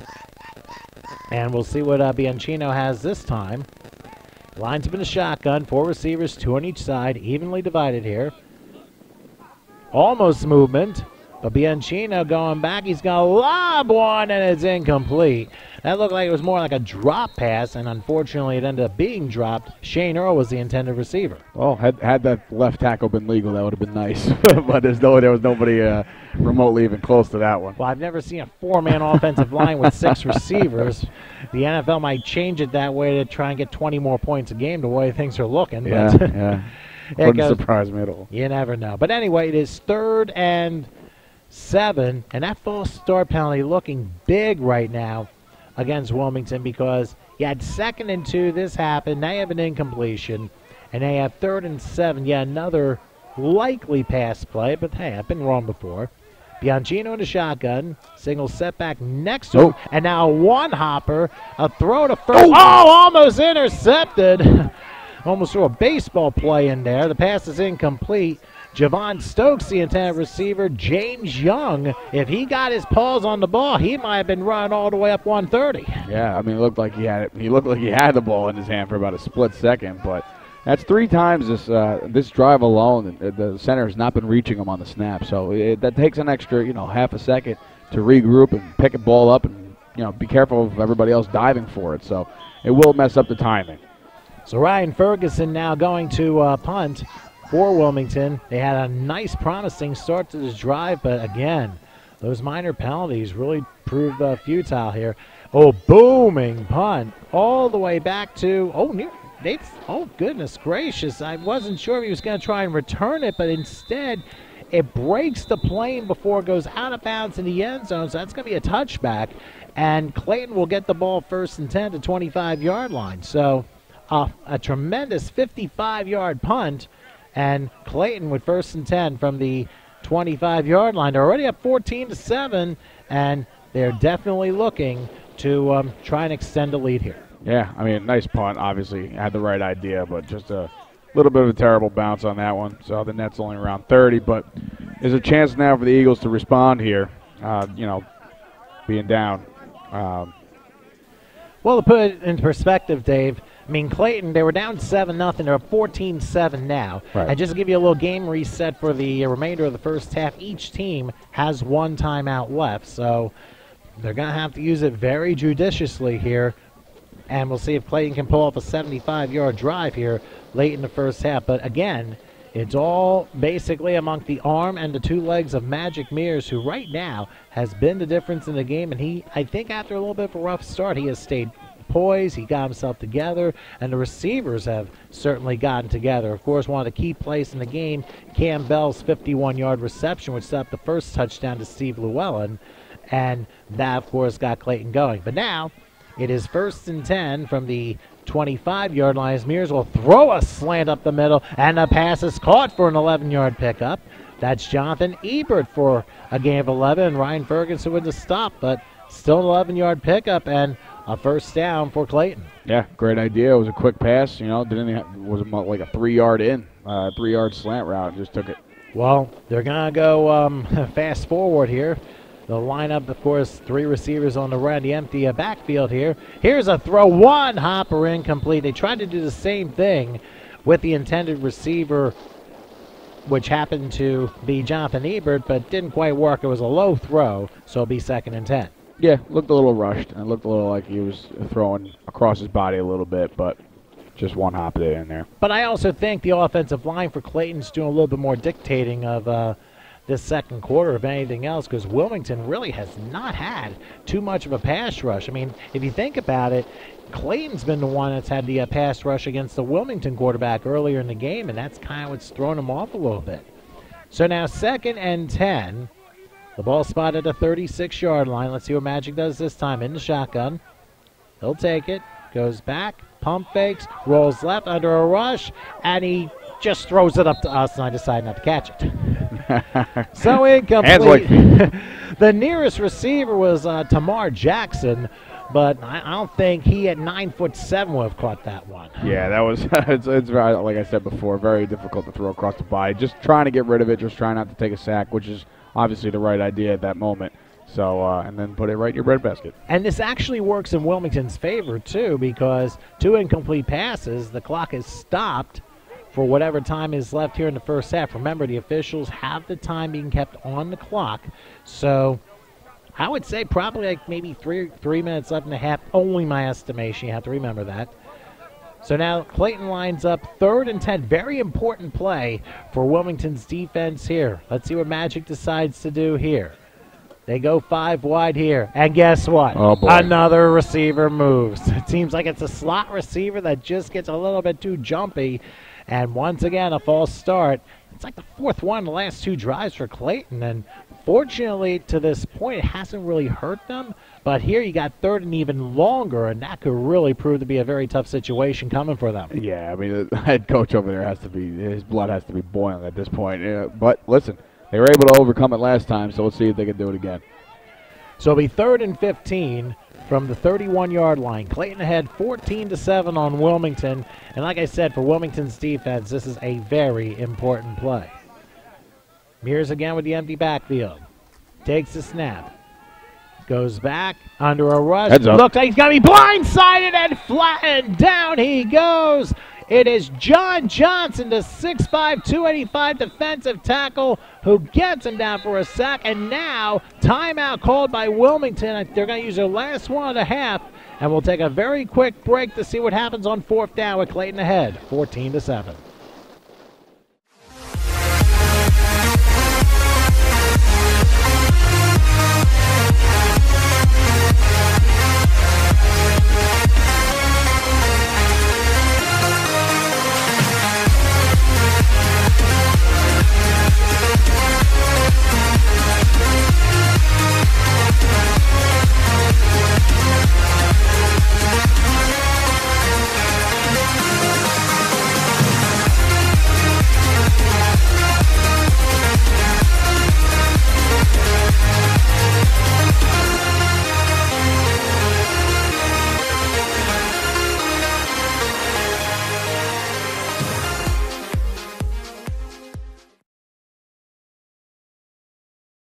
Back in Pensacola, and Clayton about to punt on 4th and 25. Let's see what happens here. The snap and a fake punt! There goes Tamar Jackson, and Wilmington read it beautifully. Tamar on 4th and 25 tries to take off. I don't understand why. He only gets 9 yards, but a great job by Dante Tillman, the 5'10", 315 defensive tackle. He smacked them down, and this could be a crucial turning point to this game, as now Wilmington has a short field. The fake punt, a epic fail on a lot of levels. Wilmington 1st and 10. It looks like they're going to spot the ball at the Clayton 30. Yeah, I do not know what they were thinking about. I mean, I get the element of surprise, but that's just too much. You know, you've been going backwards the entire drive. You just punt the ball away, try to just burn out the half here. But now look at Wilmington right here. Big field position difference too. You're probably talking at least 30 or 40 yards. But hey, that's the way it goes sometimes. Let's see what happens on 1st and 10. Oh, the handoff. DeAndre Johnson got the call, and he gets flattened down by Dominic Townsend. No gain on the play, so 2nd and 10, and now Wilmington's going to go the no-huddle route. Let's see what happens here. Trying to get the play set. 4 receivers, 2 on each side. 2nd and 10. Bianchino back. He's looking. Going to throw a deep one to the left side. It is caught, and it's a tie game, it looks like. Welcome to the end zone. A.J. Edwards with a tremendous catch over a Clayton defender. And how do you feel about the fake punt now? It backfired horrifically, as Wilmington is an extra point away from tying this up. I mean, all they had to do, they had the route drawn out perfectly. All they had to do was loft it up, and his receiver went up and got it. That's a beautiful, beautiful one-on-one. That's a great read by the quarterback, too, seeing that he has one-on-one coverage.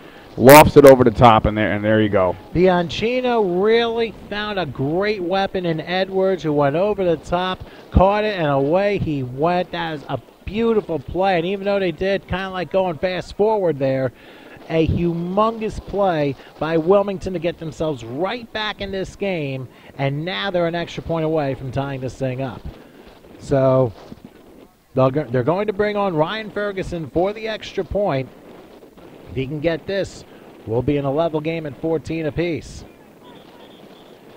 Wilmington scored first, as I said, as they had the early touchdown run by Shane Earl from 3 yards. Clayton, of course, got a touchdown pass from Magic Mears to Steve Llewellyn, and a touchdown run by Ty Still, and now the 30-yard touchdown pass to A.J. Edwards. And it looks like after that play, they call a personal foul here. We're going to get that assessed on the kickoff, I believe.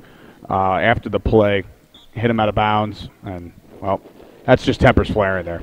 Yeah, there's a snap kick on its way. Not pretty, but it is good. And, folks, we are level late in the first half. It's a tie game at 14 apiece. All right, we're back here in Pennsauken as we are tied at 14 apiece. And just before the extra point, Dave pointed out, there was a personal foul which happened following the score against Clayton. So this is why Wilmington is kicking off from the midfield stripe. And we'll see what happens here as Charlie Rich is going to try and boot this.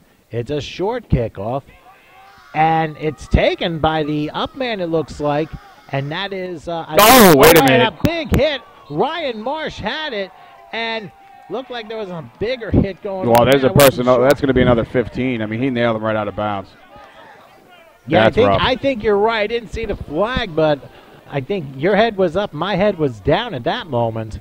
But I'll say this much, that's a big break for Clayton, as they're going to get the ball probably in Wilmington territory. It was taken by Orion Marsh. He was able to return the ball 10 yards, but then that late hit is going to put the ball, I think, at the Wilmington 45-yard line. So once again, field position, a humongous case of importance. It happened for Wilmington. Now it's happening for Clayton. Yeah, that's just silly. I mean, we anybody watching that and saw him running out of bounds, he was giving himself up. So they just you got to pump the brakes there and not make silly mistakes like that, because now you got yourself in a really, really bad situation already on their side of the field.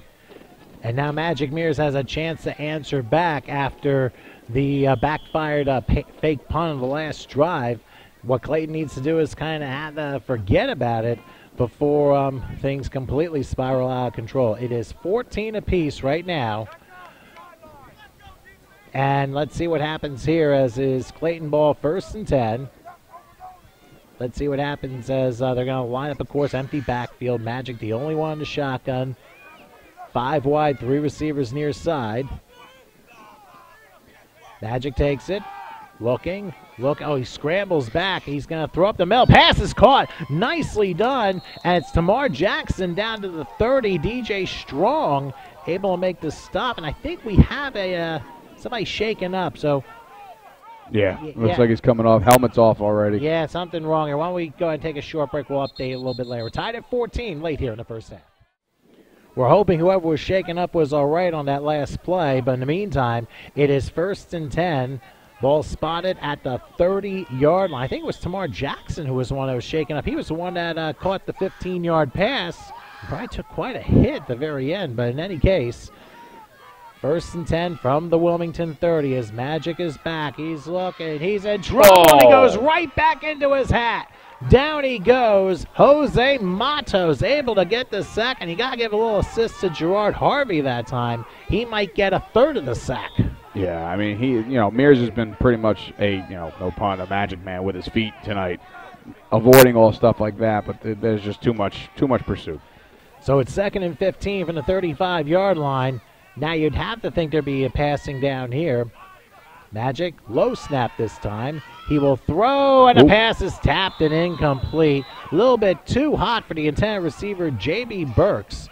Now it's a big 3rd and 15 coming up, and important play because right now for Clayton, I mean, you're in plus territory. You want to get points before the half is over, and you're figuring you probably have about a minute, maybe 2 minutes left. And I'm not sure if they had a 2-minute warning or whatever, but there isn't much time left. But you do have one timeout in the back of your pocket. Wilmington can't stop the clock. You can once. So this is going to be a very important play. Right, and noticing it's a 3rd and 15, it's a little longer of a situation, but maybe try to get the ball down to the 25.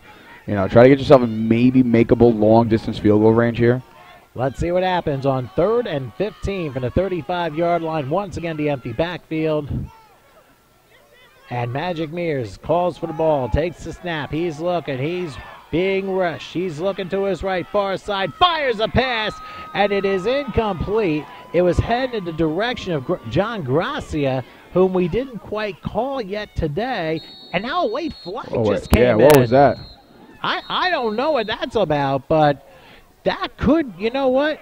If this is on Wilmington, the coach, if he has any hair, he might lose it because you just stopped them on 3rd and 15.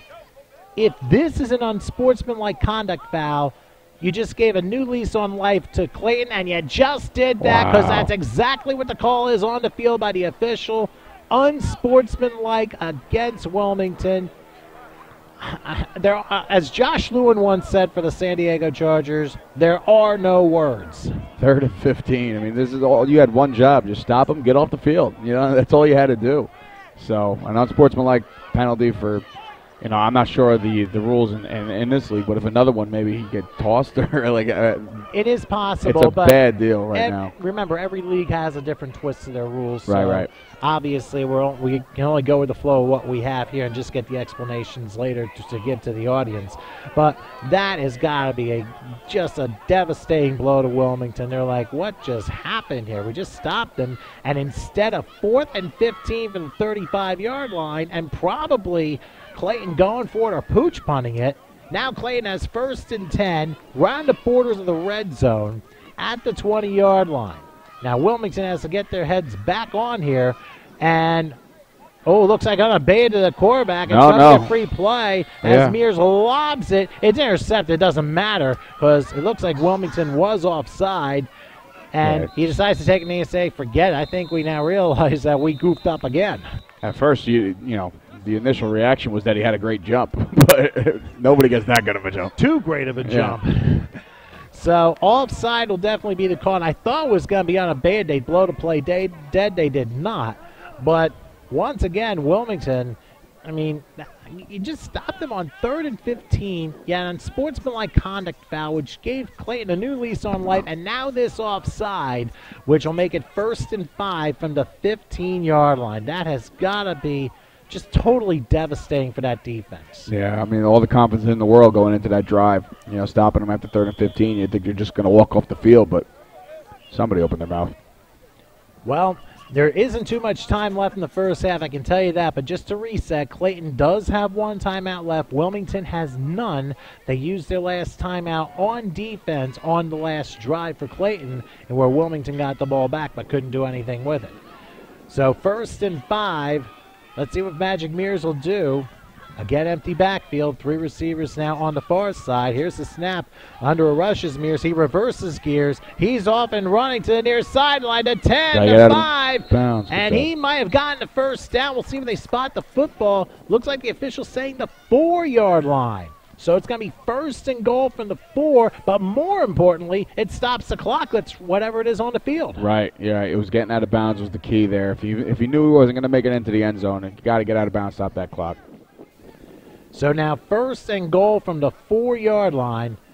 And I'll tell you what, Clayton taking advantage, and despite the fact that they did not do a good job with that fake punt on 4th and 25 earlier, it seems like collectively they've recovered and try and take advantage of the Wilmington mistakes. You would think Wilmington would have had the momentum after they scored that touchdown following that bad call, but instead, that unsportsmanlike conduct penalty, which kept this drive going, has totally reversed gears. And you can imagine what both coaches are going to be saying in the half. But now they change things up. As Mears takes the snap, he's looking, has time, he's going to throw. Little bit off in the timing department, incomplete. Jonathan Ebert was the intended receiver, but he just couldn't come up with it. Timing maybe was a half a second off, but it is 2nd and goal. Yep, there's only a few seconds left here. I mean, they had obviously the clock stops again. He definitely had it. If he led him a little bit, perfect timing would have been a touchdown pass right there. But looks like they're going to get one more crack at this. 2nd and goal from the 4-yard line. I don't know how much time is left, but there probably won't be too much. It might be done right after this drive. We'll see. But this play might dictate it. We'll see. So the ball is 2nd and goal at the 4-yard line. Wilmington hoping for a big stop, or they'll find themselves behind at snack break here. If I'm Mears, I'm calling my own number here. Well, I don't know if he'll keep his cell phone in his pocket because he's got to hold the football with both hands. 2nd and goal from the 4. He takes the snap. Looking. Oh, has room up the middle to the 5. He's going to roll in, and Dave should be the coach of the year for that one. Welcome to the end zone. Magic Mears with the magic ball. He breaks pay dirt, and how about this? Clayton with the lead, and it looks like they will go into halftime with it. Wow. I called that one. You just have to, sometimes you could spread them out and then just call your own number. He's been using his legs very well this way already. So, good job. I seem to have good commentators who know the plays, and they make everything almost seem to work out here. Extra point coming up. Justin Sokoloff. Low snap. Kick on its way, and it is good. And we're just being told time has run out here for the first half. So we'll take our snack break here from Pensacola. Your halftime score in the 2017 NEAFL Championship game. The Clayton Eagles 21, the Wilmington Wolfpack 14. Let's take a short pause. We'll come back for the second half in just a few minutes.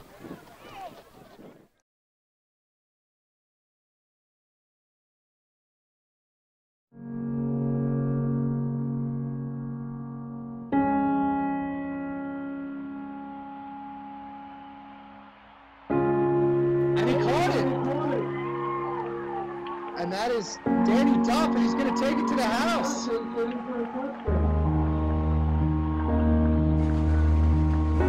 what a crazy play. And that is going to end the game. Danny Duff in his career. That's going to be the final here.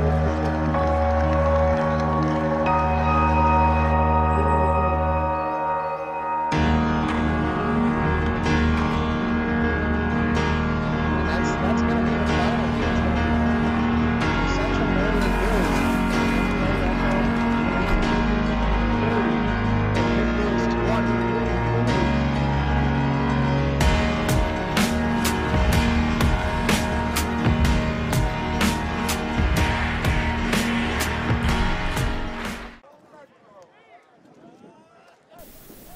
All right, welcome back to Pensacola, New Jersey and PYAA Field. I'm Tom Wilkins with Dave Sturcio, ready to start the second half of this contest, the 2017 NEAFL Championship game. And crazy shouts to the president, John Saplensky, who of course runs the league, did a very nice job getting all the teams going through this year. And of course, got two good ones here and a very good game as we're about to start the second half. The Clayton Eagles with a 21-14 lead over the Wilmington Wolfpack. And I forgot to mention before we ended the first half, Clayton gets the ball to start the second half. That's a beautiful thing. I mean, it's been a great game thus far, back and forth action, but it's been real special to watch number one, Magic Mears. He's really making a lot of smart decisions. He's using his educated feet, and it's resulted in now a 21-14 lead. So, and getting the ball, I mean, can't really get much better than that at this point. And if Clayton continues what they were doing, and Wilmington continues to make the mistakes on defensive line, Clayton could really get quite the advantage here. Right now it's 21-14. Kicker Charlie Rich is going to kick this thing off and sends a short one. It'll be taken. It looks like Isaiah Spencer comes up with it, and not going to be much of a return. He is thrown down at about the 25-yard line.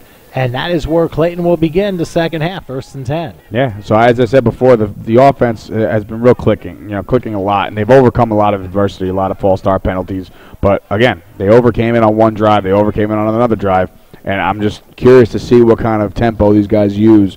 With the lead now into the third quarter, Magic Mears has had the ball in his hand pretty much the entire offensive game. So it'll be nice to see if they either try to change it up a little bit or they just kind of stick to status quo and get this game over with and win themselves a championship. Well, Clayton retook the lead on a touchdown run by Magic Mears from 4 yards out to end the first half. And, of course, with their 21-14 lead, they're looking to extend it here. 1st and 10 from the 25-yard line. Just to give you an idea, just to recap the game, Wilmington scored first, and, of course, it came off of stopping Clayton on downs off a turnover. And Wilmington got a 3-yard touchdown run by Shane Earl, but then Clayton answered back on a Magic Mears touchdown pass to Steve Llewellyn from 6 yards out. It was 7 apiece at quarter time. Now Clayton lines up 1st and 10 from the 25-yard line. See what Magic does. Once again, the empty backfield. He will take it. He's looking. He's going to try and run up the middle. Oh, nice. Nearly horse-collared in the back. But luckily only a 2-yard pickup, but a very nice tackle by Gerard Harvey. Yeah, Harvey using those paws to his advantage there, grabbing them. Massive paws there. By the way, just to get back to the recap, it was 7-all at quarter time. Clayton ended up taking a 14-7 lead thanks to a touchdown run of, I think, a yard out. I think it was Ty Still who had that. And then Wilmington came back off a fake punt that backfired for Clayton and ended up resulting in a 30-yard touchdown pass to A.J. Edwards. That tied the game in the Magic Mears, of course, final play of the first half, a 4-yard touchdown run. And this is where we are. 2nd and 8 from the 27-yard line.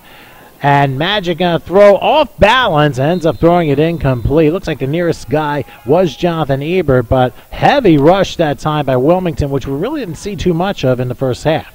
Yeah, I mean, it was looked like a little bit of a broken play there, and no receivers were able to get open in the time that he had because the defensive line actually finally, as you just stated, finally getting a little bit of pressure on Magic. So it'll be 3rd and 8 from the 27-yard line. 21-14 is their score. Clayton over the Wilmington Wolfpack. We're here on the field of the Tri-County Owls, incidentally. Of course, crazy shouts to owner Lester Cream, who, of course, owns the Owls. The Owls last year, of course, winners of the NEAFL Championship when they won Atlantic City over the Central Maryland Bills by a low-scoring 10-3 knockout affair. So 3rd and 8, here's Magic throwing left side, and it is incomplete. Looked like they were trying to, there's a flag down somewhere along the near side, and we'll see what this is all about. I think they were trying to go after Ebert again. It looks like, just where the flag has been dropped, looks like we're going to get a little bit of a defensive holding here. You might be right about that because the flag came prior to the pass, and the officials will decide. And if this is on Wilmington, that will be not the way to start the second half. And there it is, defensive holding. Good call there, Dave. 5-yard penalty and an automatic first down. Clayton keeps their drive going as the ball now moves to the 32-yard line. On 3rd and 8, of all, they have to get off the field. I mean, I understand it's early in the third quarter, but You know, you want to try to get your defensive stops, get off the field, and stop kicking yourself in the foot here. Well, that would hurt anyway. But think about kicking yourself in the foot. You know, I would like to see that sometime. But then again, you probably wouldn't be standing after that happened. Plus, you'd have 2 very hurt ankles. Anyway, Wilmington's just. Let's just put it this way. 1st and 10 from the 32. Remember, Wilmington stopped Clayton on 3rd and 15, but unfortunately an unsportsmanlike conduct kept the drive going and eventually led to a score. Here's a handoff up the middle. This time that is Ty Still, who moved up 4 yards to the 36 before being brought down by Gerard Harvey. Tamar Bivens also got in on it. Yeah, a little bit of a rarity here. You're going to change it up a little bit. Nice draw run right up the middle. So they'll spot it 2nd and 6 from the 36-yard line. And I'll be interested to see. You're up by a touchdown. You want to make sure you protect the ball. It's not necessarily a time management game, but you want to have an effective drive. Not necessarily a long drive, but an effective one where you keep the defense on the field. And if you can get points, then Wilmington's going to have to respond with more than chest. Yeah, best of both worlds scenario would have be to put some points on the board, but manage that ball, keep it safe. 2nd and 6 from the 36-yard line. Delayed handoff, and here is Still again, and Still able to slide through it. He gets to maybe the 40, 41-yard line, at least 4 on the play. Tamar Bivens with the stop, but Clayton has a manageable 3rd and 2 coming up. Yeah, I mean, if they want, they've been getting pretty significant gains here and there by Still. I would try to do it again. I mean, it's working so far, so. Well, a lot of it has been the pass in the first half for Magic Mears, but then again with Magic, you don't know if you're going to get the pass or the run with him, knowing how elusive he is. And here, with a pair of 4-yard runs, you have 3rd and 2 now, and Clayton pretty much set up for, you can go run or pass, whatever you want, let Magic take its course here. They could always go back to Still again after those last couple of plays. We'll see what the coaching staff decides here. 3rd and 2. From the 40-yard line, shotgun formation, Still to the right of Mears. Mears directing traffic, 4 receivers, looks like a half bunch along the near side. Ooh. Direct snap to Still, and Still gets to about the 46-yard line. They do the direct snap route, and it works. A 6-yard pickup, and Clayton moves the change with a 1st down. Good tackle on the play by Eddie Johnson. A little bit of trickery there, paid off nice. Most certainly, I didn't see the direct snap coming, but then again, when you have the running back and the quarterback so close together, who's it going to go to? You just don't know at that point, and that a little bit of keeping the defense off balance made the difference there, and basically 14 yards in the last 3 runs for Still, who's bringing up the rushing yardage here. So 1st and 10 at the 46-yard line. Let's see what happens with Mears here. Single setback to the right, 4 receivers, evenly divided again. Takes the snap, Mears looking, he's under a rush, he's looking, he's going to fire, and it is intercepted! It is intercepted, I believe that was Ryan Ferguson. He's going to return out for a side. He moves to about the 45-yard line before Edgar Ness brings him down. A great interception by Ferguson and a 16-yard return to the 45-yard line. That is the play Wilmington needed. And before we discuss that, a short break will ensue. Wilmington ball at their own 45 when we return. Clayton ahead in the meantime, 21-14. Are we talking quality? From decks, surrounding landscape, and even renovations, this team of professionals ensures the job is done right the first time. PHB utilizes a state-of-the-art 3D rendering not only to animate and detail your project, but also to execute a visual aspect among completion. Not to mention, they work with any budget. They would love to hear from you. Give PHB a call, 302-378-9693, or check out the website, phb-inc.com. PHB, where quality construction is guaranteed. Okay, we're back here in Pennsauken. Wilmington just getting a big turnover as they start the 45-yard line. 1st and 10. And they're going to hand it off to Karn, I believe it is. And Karn pushes to about the, I think, 47-yard line. Good, a couple yards on the play. Bartay Stubbs on the stop. I think Yeah, I think he lost about 2. He might have. I mean, I couldn't tell. It looked like he got 2 and then he went the other way, or I just didn't get my eyes checked on that one. It's all good. Here comes a little bit of an up-tempo offense here. Once again, so it'll be 2nd and 12 now from the 43-yard line. And here we go with the snap to Bianchino. He's going to throw to the right and almost intercepted. That was intended for T.J. Brooks, but a nice knockaway by James Young, who almost made a flying Rocky and Bullwinkle interception. It has to be the number. It has to be the number 21 there, prime time. It was beautifully deflected there. Going back to the previous possession, Magic Mirrors has almost had a nearly perfect game. Thrown across his body. When that play first developed, he saw his man running that fly route, and he thought he had him, just a little bit underthrown.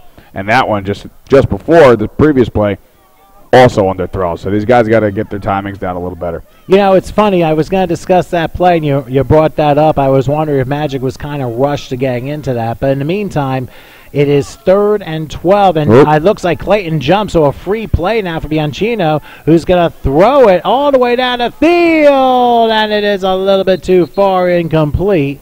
It looked like they were trying to get Richard Bailey all the way down the center.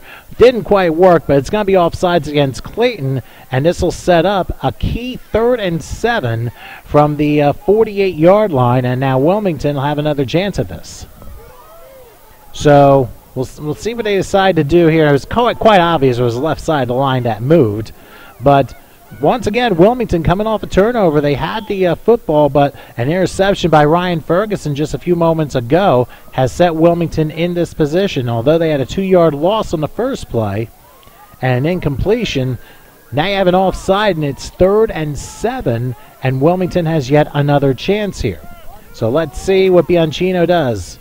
He's in the shotgun. Single setback to his left, and again, evenly divided receivers. He'll take the snap. Almost another offside. He's looking. He's going to throw one up the pike. And oh, man, it's open. That is A.J. Edwards. Edwards crossing the 20 and down to the 10, maybe the 8-yard line. What a play. Ends up getting probably 45 on the play before being brought down by Raheem McClendon. But that play can get Wilmington right back in position. What a huge play by the Wolfpack there. Right down the center of the field. He had a wide open guy right there. He obviously broke right by the defenders, came back to the ball, and it's just a perfectly thrown ball. No chance for any interceptions or overthrows. It was dropped right in there. 44 yards on that play. It is 1st and goal at the 8-yard line. And now a handoff this time. That's Kern, and he will lose a couple. Now, I'll tell you what, good penetration that time by Mike Butler. He got some help by Charles Butler. So a pair of Butlers serves up a 2-yard loss. Yeah, you got to be careful with that. You want to keep going with what's working. And if you lose yards like that, you don't want to lose too much momentum here. Now it's 2nd and goal from the 10. You got to be careful. It was Karen on the carry. I didn't quite pronounce that correctly. So 2nd and goal from the 10-yard line. Let's see what Bianchino does here. Takes the snap, rolls out to his left. He's under a rush, looking for a sideline, throws, and he had to kind of throw across his body, incomplete. DeAndre Johnson, the intended receiver, but unfortunately couldn't come up with it. So now 3rd and goal from the 10-yard line, and you have to wonder, if they don't get this on 3rd and goal, do you try to go for 3 here? Well, you got to be careful. I mean, it's still early in the 3rd quarter. We're midway through. I mean, you just, no time to panic, anything like that. Just take the points when you can get them. So definitely, if it calls for it, I would definitely take the 3 here. Yeah, I mean, even if it was an incompletion, it would be a 27-yard field goal. If you make it, you're only down 4 points. Right. So right now, Wilmington has to kind of weigh his options here. But the key here, after that 44-yard completion, it is 3rd and goal from the 10-yard line. Let's see what happens here. They line up 4 receivers, and I think it was offsides again. Wow, looked like the snap went out of nowhere, but I think that was because Clayton jumped the gun and ran over Wilmington, and clearly some encroachment going on, so that's going to make it a 5-yard penalty and 3rd and goal from the 5. Yeah, a little easier to make a third and goal from the 5 than 3rd and goal from the 10. You just got to be careful. I mean, you can't jump these guns. There's been a lot of false starts, a lot of offside penalties here tonight, so just got to be a little bit more patient. And this is going to be key for Wilmington because you have to consider You're 5 yards away from tying this game. It's only the third quarter, so this is probably one of the most important plays of this game right now. 3rd and goal from the 5-yard line. Let's see what happens here. In the shotgun, single back to the left. Receivers divided. And there's Bianchino looking. He's going to throw right side. It is incomplete. Deflected beautifully by Peter Algeba. What a nice job blocking it away. That was intended for Richard Bailey. That was almost on target, but good defense on the part of the Eagles. Yeah, he threw a rocket in the back of the end zone there. It was just a timing issue, really. So let's see now. I mean, we got 4th and goal here. I mean, it doesn't look like any personnel changes are happening, so it looks like they're going to try to take a gamble here in the 3rd quarter. And you're right, Dave. They are going for it here on 4th and goal from the 5-yard line. By the way, it was Al Everett who was the intended. Everett was the intended. The guy on defense here on 4th down. Here we go. Al Everett. I'll get it right.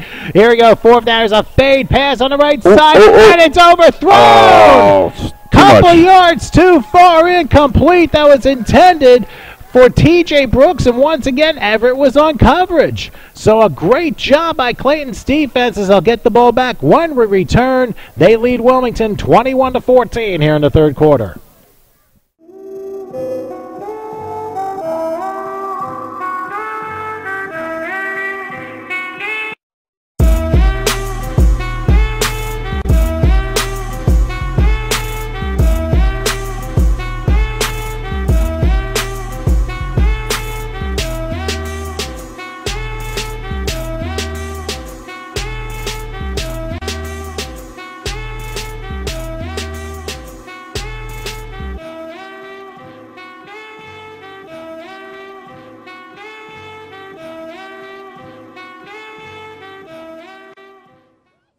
Okay, we are back here in Pennsauken. What a tremendous defensive stop by the Clayton Eagles just now as they held Wilmington off the scoreboard following a turnover. Wilmington turning the ball over on downs at the Clayton 5-yard line. You can thank Ace Everett, a former New Jersey Pitbull, for making the play for Clayton here, as now it is 1st and 10 for Clayton as Magic Mears is going to take the snap. He's going to throw out of his end zone and ends up being incomplete. Campbell, the intended receiver, good deflection by DJ Strong on that play. And I wanted to get this in real quick as far as the sponsors are concerned for the Clayton Eagles, of course, owned by Maurice Atwell. Their sponsors are Gleason's Place Sports Pub and Bar, Neosports USA Graphic Designers, and Elite Status Management Company. For Wilmington, the Wolfpack, they're owned by Levin Cairn. Of course, their sponsors are Clear Shoes Incorporated, Imperial Photography, PHB General Contractors, and Clear Vision Photography. So that's the story we have right now as we have 2nd and 10 from the 5-yard line. And Magic Mears is going to see what he can do here. He takes a snap. He's going to try and do it himself. Draw play. He calls his number. Crossing the 10, 15, and then brought down by Maurice Atwell at the 16-yard line, but not before a gain of 11. It's Zachary Matthews. I'm sorry, I was looking at the wrong thing. But Zachary Matthews brings him down. The Magic pulls off another 11 and a 1st down. That was much needed after the previous play. You got to be careful. I mean, he's trying to throw out of his own end zone. Got to be careful at this point of the game. But great decision to call your own number, and a great gain there. Almost Michael Vick-like in his younger years. So 1st and 10 as the ball is spotted at the 16-yard line. The Eagles with a 21-14 lead. There has been no scoring here in this 3rd quarter. All the points came in the 1st half. It's been a back-and-forth game. Wilmington scored the first touchdown, then Clayton got the next 2. Wilmington then tied it up, and at the end of the 1st half, Magic Mears ran one in, and that's why they have a 21-14 lead right now. But there has been nothing since. Ball spotted at the 16-yard line, 1st and 10. A little bit of a different formation this time as they'll line up. Looks like just 3 wide this time. Flags are down as the handoff goes up. Looks like Hewley Still ends up moving the pile for maybe a yard on the play. I thought I saw flags go down. I wasn't 100% sure there. Oh, okay. Now the officials are saying disregard that. That was an accident. So it'll be 2nd and 9 from the 17-yard line. So Clayton right now, they seem to have the better of things, especially after stopping Wilmington on downs. Let's see what they decide to do here. Yeah, you got to take advantage of stopping them on the previous possession. Well, at least you're not back in your own 5-yard line. That Magic Mirror's 11-yard run did the trick there. So from the 17. Nice. They're going to hand it off to Still, and Still, takes a hard hit down at the 19-yard line. 2-yard pickup that time. Good tackle by Jaquan Mitchell. He got some help from Wayne Wilmar came in on the play. He faked right, pitched left, and they had a good idea, just not enough blocking developed. So a gain of 2 on the play. That puts Clayton at the 19-yard line, 3rd and probably about 7 from our vantage point from what we're seeing. So now the question is, does he run or does he pass? And that is the big question Wilmington has tried to figure out all game long, and for the most part, they really haven't been able to do that. Yeah, I mean, Magic has, statistically and historically tonight alone has called his own number on this one, so we'll see if anybody can get open for him. All right, here we go. 3rd and 7 from the 19-yard line. Mears will take it. He's looking. He's going to throw, and evidently the pass is incomplete. Looking for a flag, not going to get J.B. Burks, the intended receiver, and it looked like he was tackled high, couldn't come down with it, but I guess contact and ball and hands all got there at the same time. So on the Wilmington defense side, perfect timing. That'll force Clayton to punt. Yeah, it was a great defensive effort, and like I said, there's contact on every play. It's all up to the referees, to their discretion to throw it, but he was looking for more of a high hit, I guess, maybe a defenseless receiver. I'm not really sure what he was looking for there, but, just a little bit high of a pass, and looks like they'll just kick it back. All right, so on 4th and 7, it looks like Clayton will punt, and good news, Tamar Jackson, who was shaken up a little bit in the second quarter, he's back, and he's going to go ahead and punt this ball. Let's see what happens. He gets it off. Straight up in the air. Go down. And it goes straight up in the air, and it goes out of bounds near midfield. We'll see where the official spot. There's also a flag on the play. While we do this, we'll figure all this out and take a short break. We'll come back, give you the spotting position for Wilmington. 1st and 10. When we come back, it looks like they're going to discuss the penalty real quick, so hold tight 1 second. It's a 30-yard punt, and sounds like, looks like too many men or an illegal substitution. They're going to add 5 yards to the end of the punt. So we'll take a break now. Clayton ahead of Wilmington, 21-14 here in the 3rd quarter.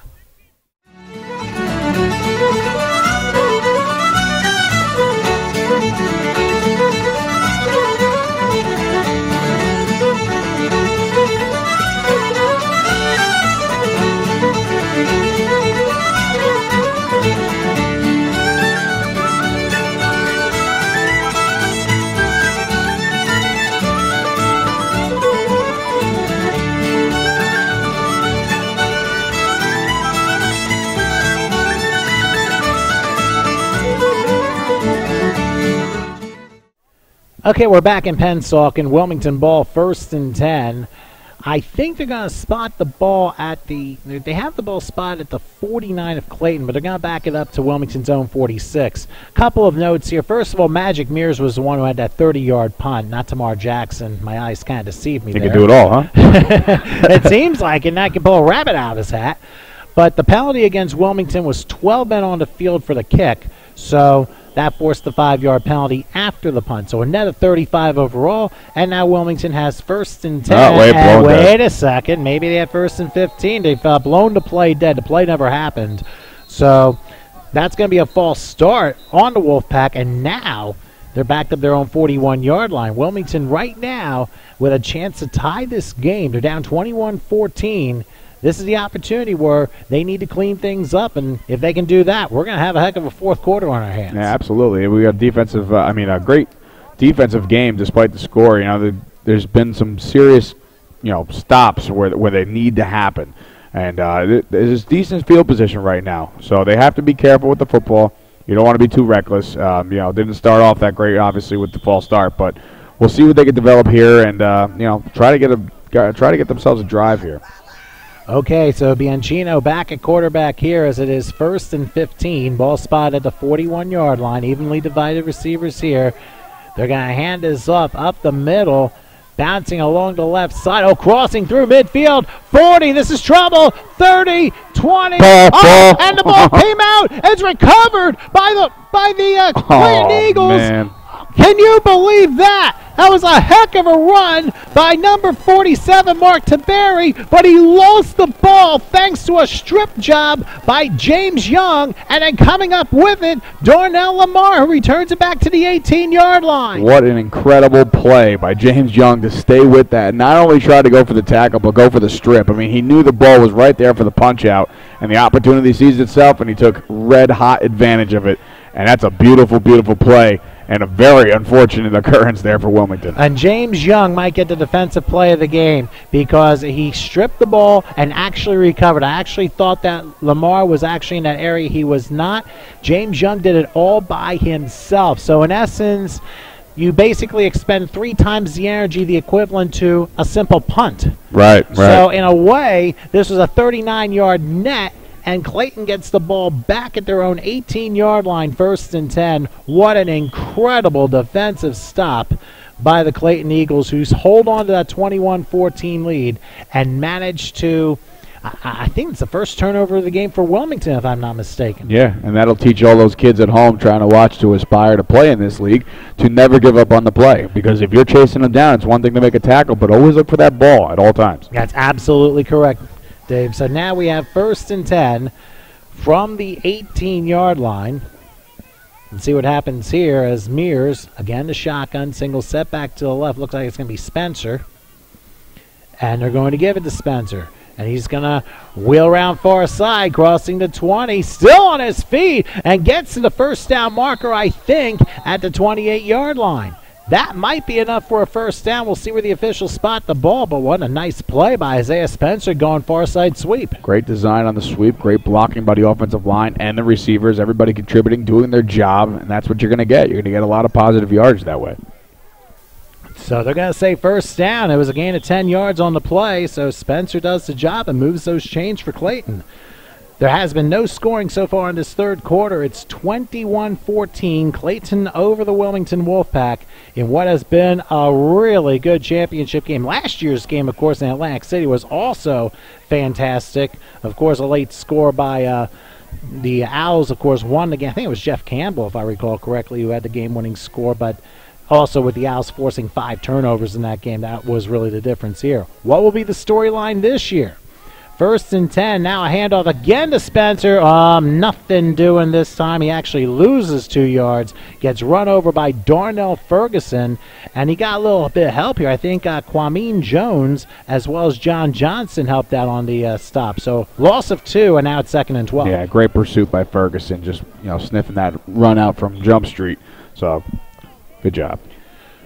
So 2nd and 12 now from the 26-yard line.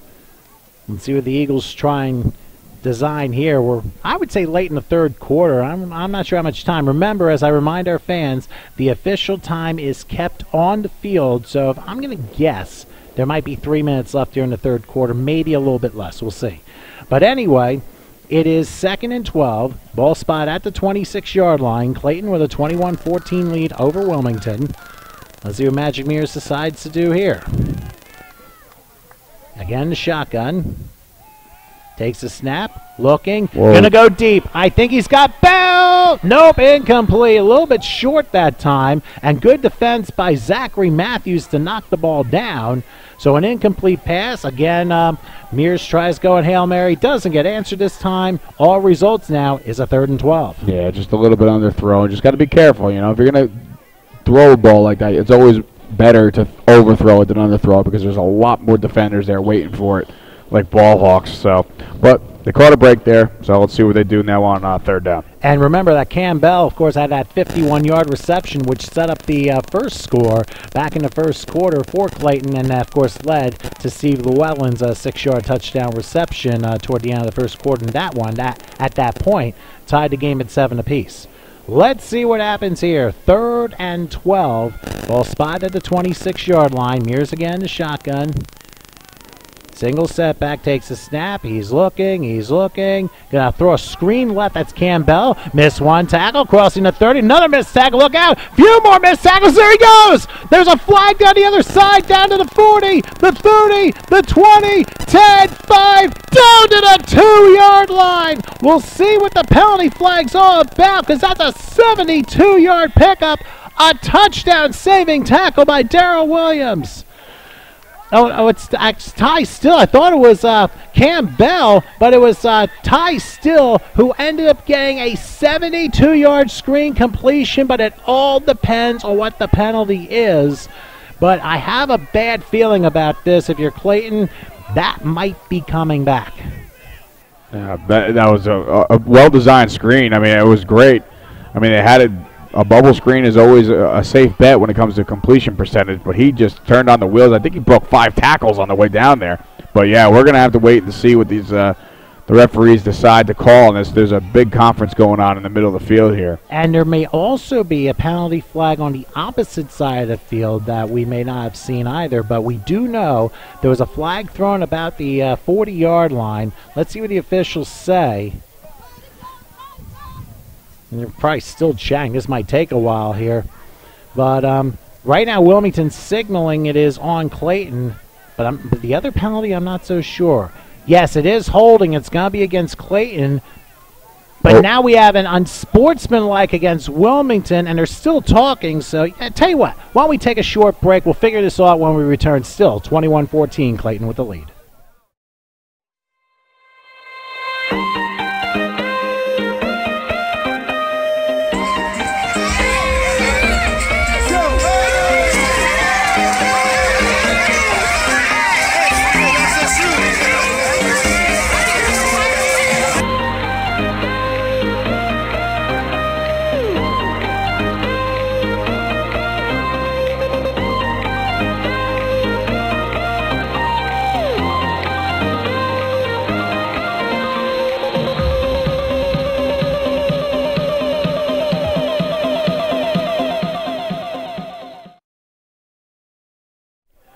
Okay, we're back here at Pensauk, and while we were on commercial, we had a lot more things happen than we expected. The 72-yard play to Ty Still, unfortunately, has been negated, but I'll explain why Clayton has 1st and 10 at the 46-yard line in just a second here. Magic Mears in the shotgun formation. Let's see what he decides to do here, and I'll give you the rundown as to what actually happened here. Mears will take the snap. He's looking.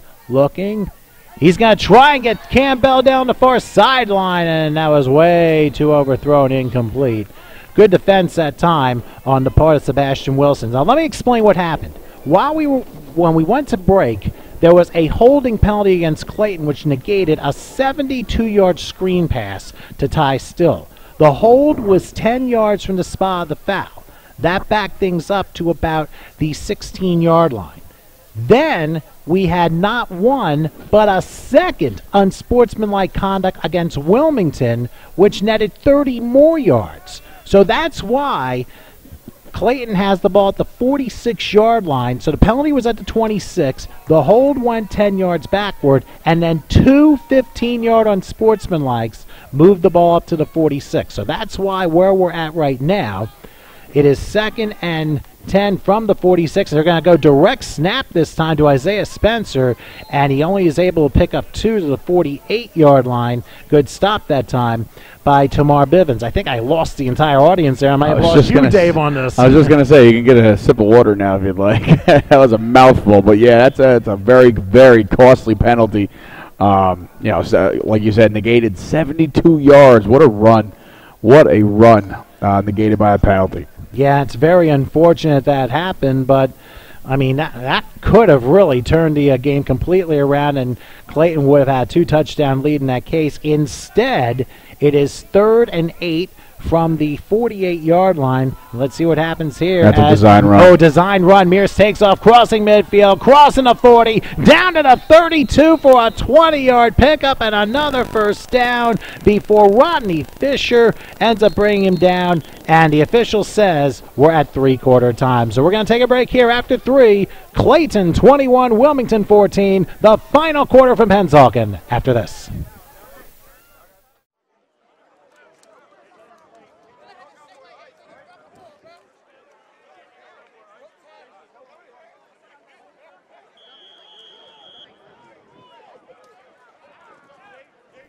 Boy, we've had a great one so far. The Clayton Eagles with a 21-14 lead over the Wilmington Wolfpack. And here is 1st and 10 for the Eagles as Magic is throwing one for Campbell again for the end zone. And it is incomplete. Good deflected play by A.J. Edwards there.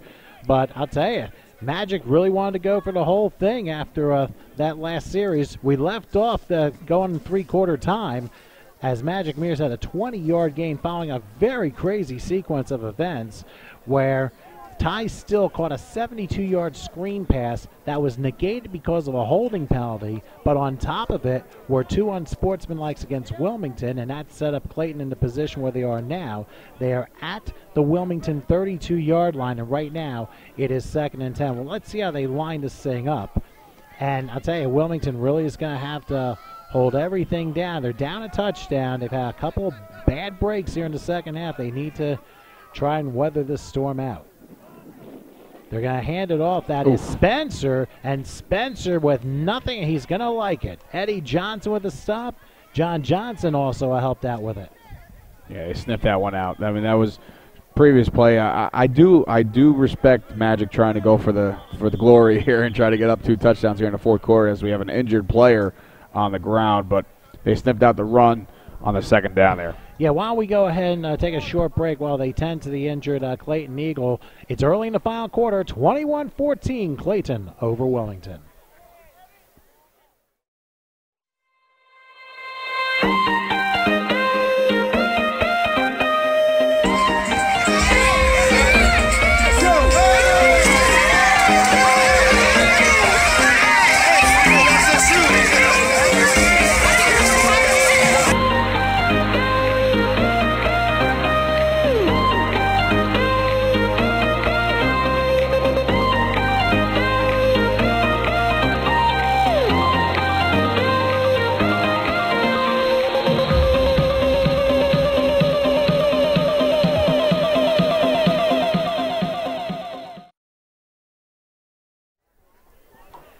The injured Clayton Eagle was Leon Winters. It looks like he was able to get up on his own power. He only has to miss minimum 1 play.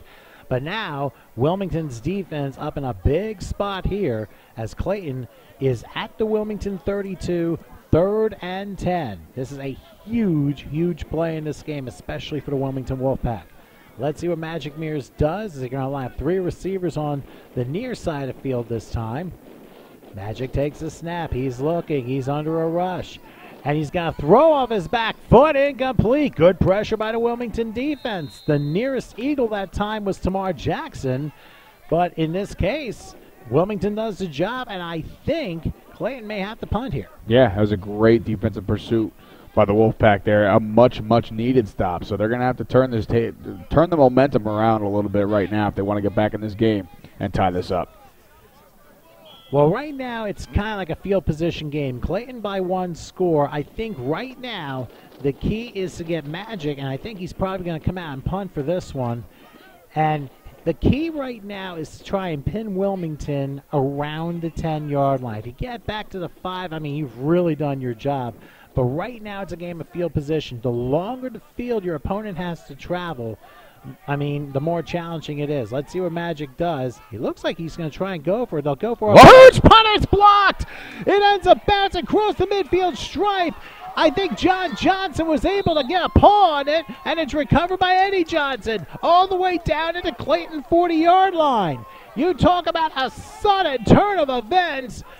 The ball just went basically about 30 yards in the opposite direction, and Wilmington is in fantastic field position at the Clayton 41st and 10, thanks to that incredible block off a pooch punt by John Johnson. What awareness there by him. Yeah, I'm not sure about what they were going for there, only because if they would have lined up for a field goal, you're looking at a 49-yard field goal. So obviously they know they were going to try to punt the ball, so why not line up in a normal punt formation and just punt the ball back to Wilmington? I mean, to pooch punt it there, I mean, it's a lower, I don't know how you say it, center of gravity. I mean, the guys are right on top of you, so the likelihood of a block is higher, a lot higher. So, unfortunate turn of events for Clayton, but now Wolfpack, they have to take advantage of this. They absolutely do, and Bianchino is back, and we're going to see what he does here on 1st and 10. Let's see what happens here. They're going to hand it off. I think they got A.J. Edwards, and he's going down for probably a 3-yard loss. Dominic Townsend smelled that out, just like John Johnson smelled that pooch block punt. He came out all hands on deck there. Good tackle again that time, and also assisting was Lou Byers. I forgot to mention him. Nice. Very nice tackle. Good pursuit. Clayton knows that they're going to be trying to mix it up a little bit with a lot of time remaining here in the fourth. This is definitely the possession that they have to sustain a nice, decent, smooth drive. Mix it up a little bit, but on that one, Clayton very smart. So it'll be 2nd and 13 now from the 43-yard line. Wilmington trying to tie this game up. They're down 7. Bianchino with the snap. He's looking. He's under a rush, and he's going to try and run, and he's going to lose a yard. I think it might be a sack. Dominic Townsend had him, also helping Barte Stubbs, but that's a 1-yard loss. And Wilmington, after that incredible defensive play, has lost 4 yards in the first 2 plays, and now a big 3rd and 14 is coming up. Yeah, this is exactly what Clayton needed to do here.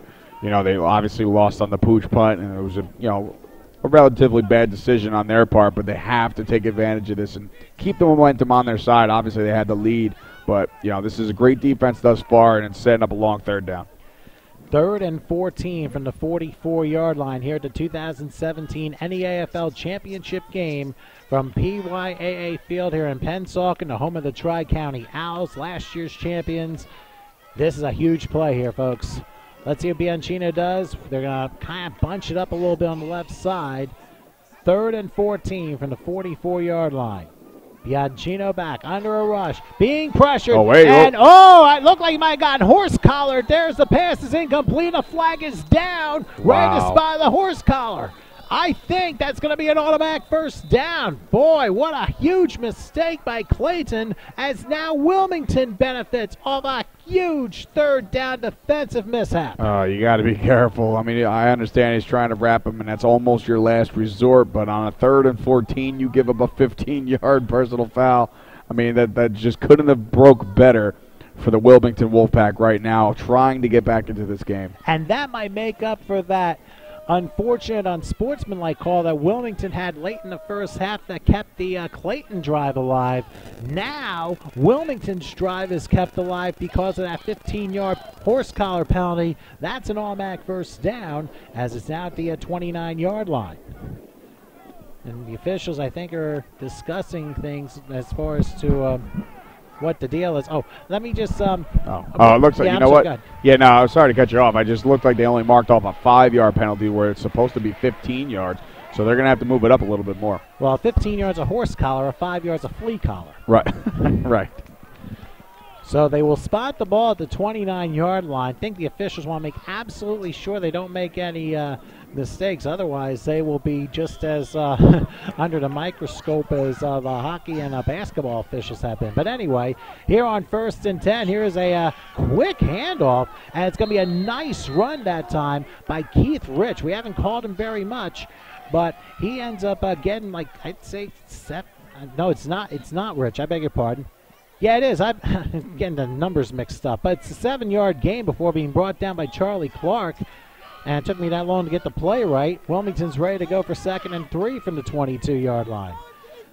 And, the left guard jumped, and it's a false start. What a bad time for that to happen. That's going to bounce him back 5 to the 27. Yeah, there's a change of pace, a false start. We haven't had any of those at all this game. But you realize the magnitude of the penalties that were in the final quarter. It's a one-score game. And the drive has been really, really well kept up here by Wilmington, so that's definitely a shot in the foot, as I should have said about 3 quarters ago. I'll leave that alone. Don't worry. So 2nd and 8 now. The ball is at the 27-yard line.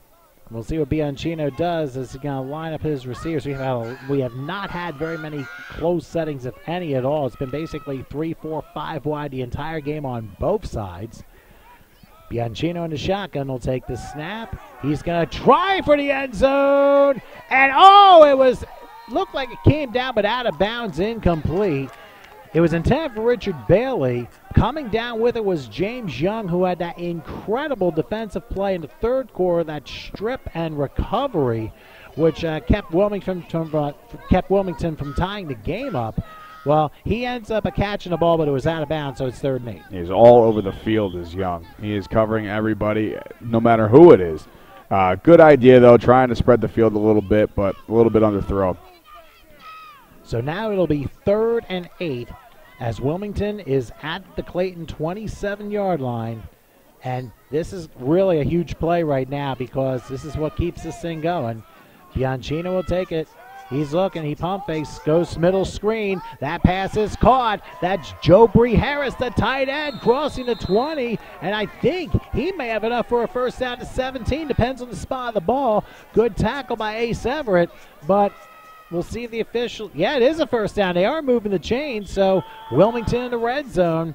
1st and 10 at the 17-yard line. Wilmington looking to tie the game. And now a handoff along the right side. And that is Shane Earl, who had the first touchdown. He ends up getting a 5-yard pickup to the 12 before being brought down by Shane Libby. Been a while since we called Earl's number. Earl, of course, had the 3-yard touchdown run in the beginning of the game, which gave Wilmington the early 7-0 lead. But right now it's 2nd and 5, and now I think a flag is down. Oh, timeout is called by Clayton. So Clayton will take the timeout. We'll do the same here in the 4th quarter. It's getting dicey. Clayton over Wilmington 21-14 with Wilmington a chance to tie when we come back.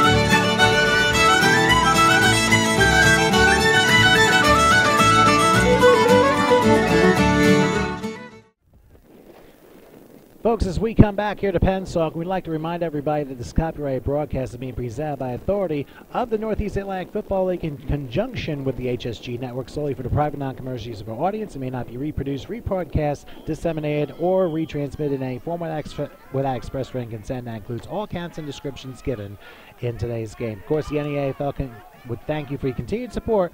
We're hoping you're enjoying today's broadcast as Wilmington lines up for a 2nd and 5 from the 12-yard line. Bianchino going back. He's looking. He's going to throw, and the pass is incomplete. I think it went off the lineman. Yeah, he if can't it do goes that. off the lineman, that's illegal touching, and that's going to be a 5-yard penalty and a loss of down. Basically, half the punishment is intentional grounding.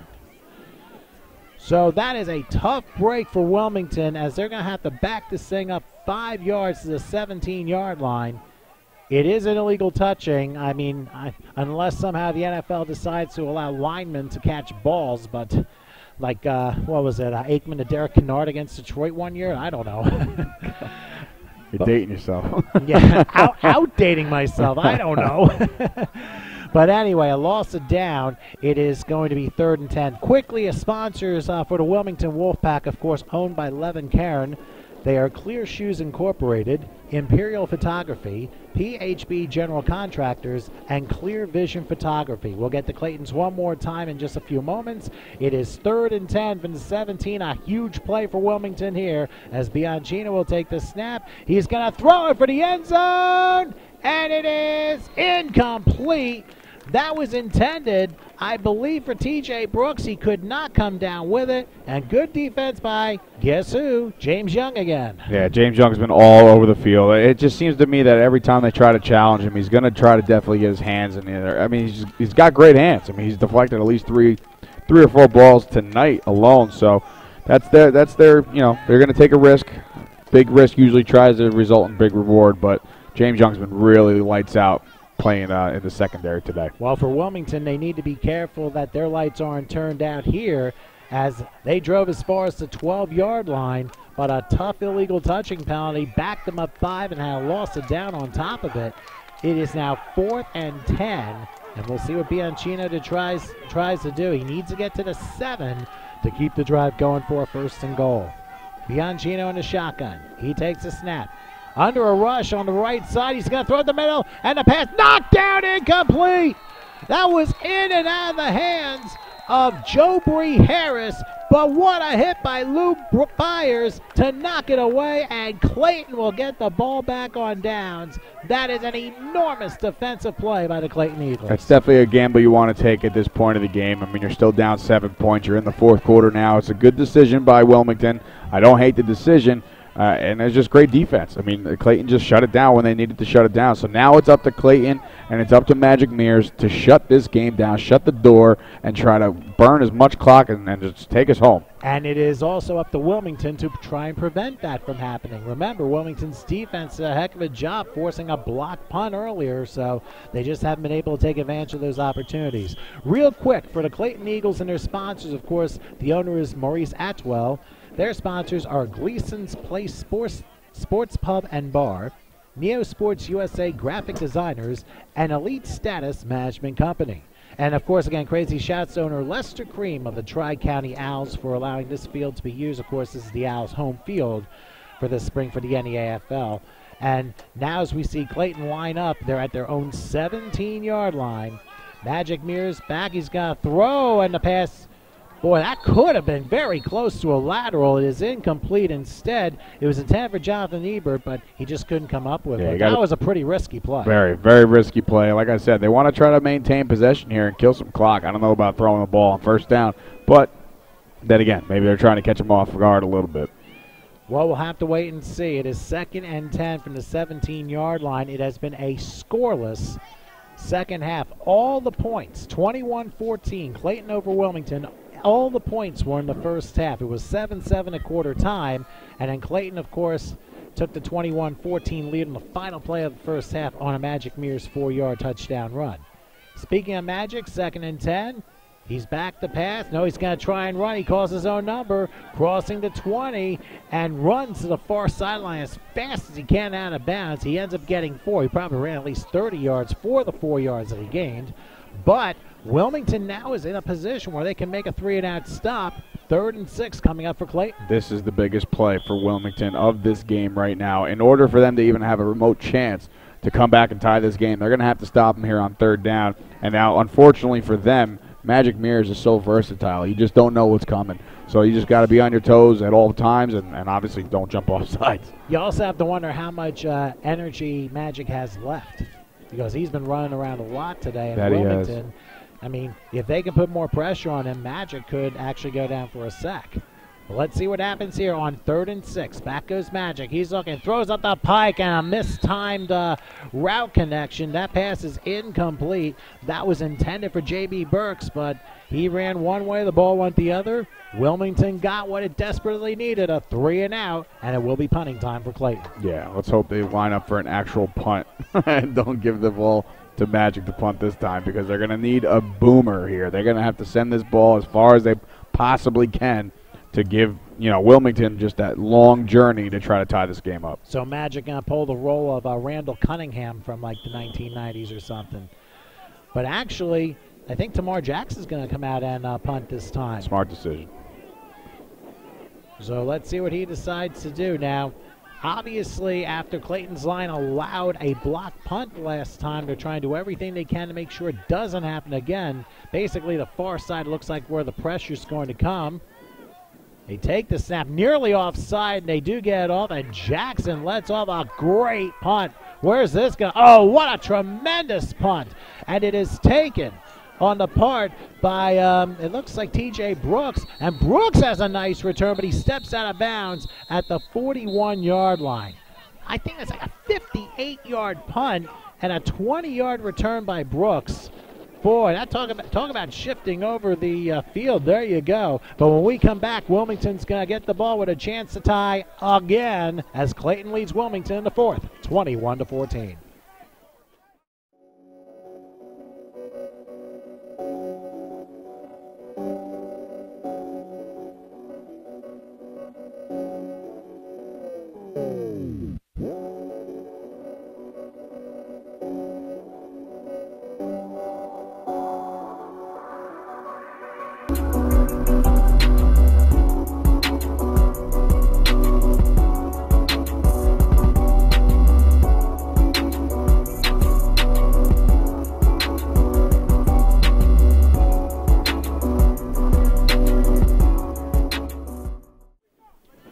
All right, we're back here in Pennsauken. I'm Tom Wilkins, Dave Sturcio helping me out here, and Howard Gerber, of course, behind the controls. We forgot to mention him throughout this whole broadcast.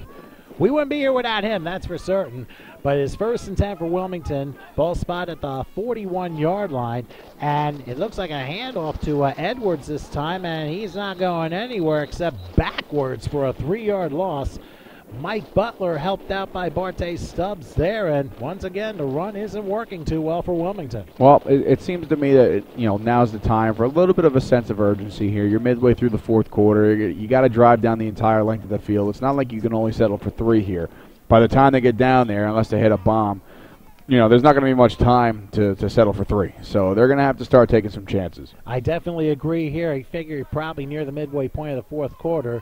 Like I said, official time kept on the field. 2nd and 13. Ball spot at the 38-yard line. Bianchino is back. He's looking. He's going to throw. Oh. And a pass incomplete. Again, A.J. Edwards, the intended receiver, but Charles Butler with a giant paw knocks it down, and that forces a big 3rd and long for Wilmington. That's more of a bad throw than it is a good defensive play. It was just short-armed just a little bit. So now Wilmington in a position where I think they've been in a couple of times in the second half. 3rd and long. I mean, they got bailed out one time because of a horse collar. They can't expect to be bailed out again unless they pull something positive out here. Remember, it's a one-score game. One play can certainly totally turn the momentum around, and everything's pretty much a little bit on the Clayton side, but more in limbo. 3rd and 13 from the 38. Here's Bianchino. He's gone back. He is looking. And now he's running. Let's see if he has a receiver. He backs up, and he throws. It's caught! It is caught, and that is Richard Bailey going into Clayton territory at the 40-yard line. I'll tell you something, Bianchino almost went over the line for an illegal forward pass, but the officials say no. It's a 22-yard pickup. Ace Everett with a stop, but Wilmington with an enormous first down as they start going up tempo again. Let's see what they do. It's at the Clayton 40-yard line. Again, Bianchino quickly with a snap. He's looking. He's going to try and run. Oh, he nearly got face masked, and the throw ends up incomplete. Oh, that was close. That was intended for Bailey, but the ball never got there. But I'll tell you what, Clayton came very close, shall we say, shooting themselves in the other foot with a 15-yard penalty. They only got one left. But Magic Mears, we've been talking about him all game about how versatile he is. But let's not discredit Bianchino.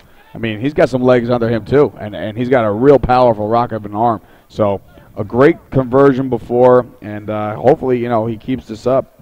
Down 7, clock's ticking away. And they still have a chance here. 2nd and 10 from the 40. Obviously, the clock stopped following the incompletion. Bianchino in a shotgun all by himself. Man in motion far side. Takes the snap. He's under a rush. He's going to have to throw, and it is incomplete. That was in the direction of Jobree Harris. Lou Byers tried to dive for the interception, just couldn't come up with it. Yeah, just flushed to the wrong side of the field, and it's very, very, very difficult to make that throw. So credit to him for getting it out of his own hands, but obviously, and also credit for not putting it in one of the Clayton Eagles' hands either. So it is now 3rd and 10 for Wilmington. Down 21-14 to Clayton, probably the midway point of the final quarter. And now I think Clayton's going to use her second timeout of this half. So we'll go ahead and catch our breath here. Clayton 21, Wilmington 14. We'll come on back with a big third down play after this.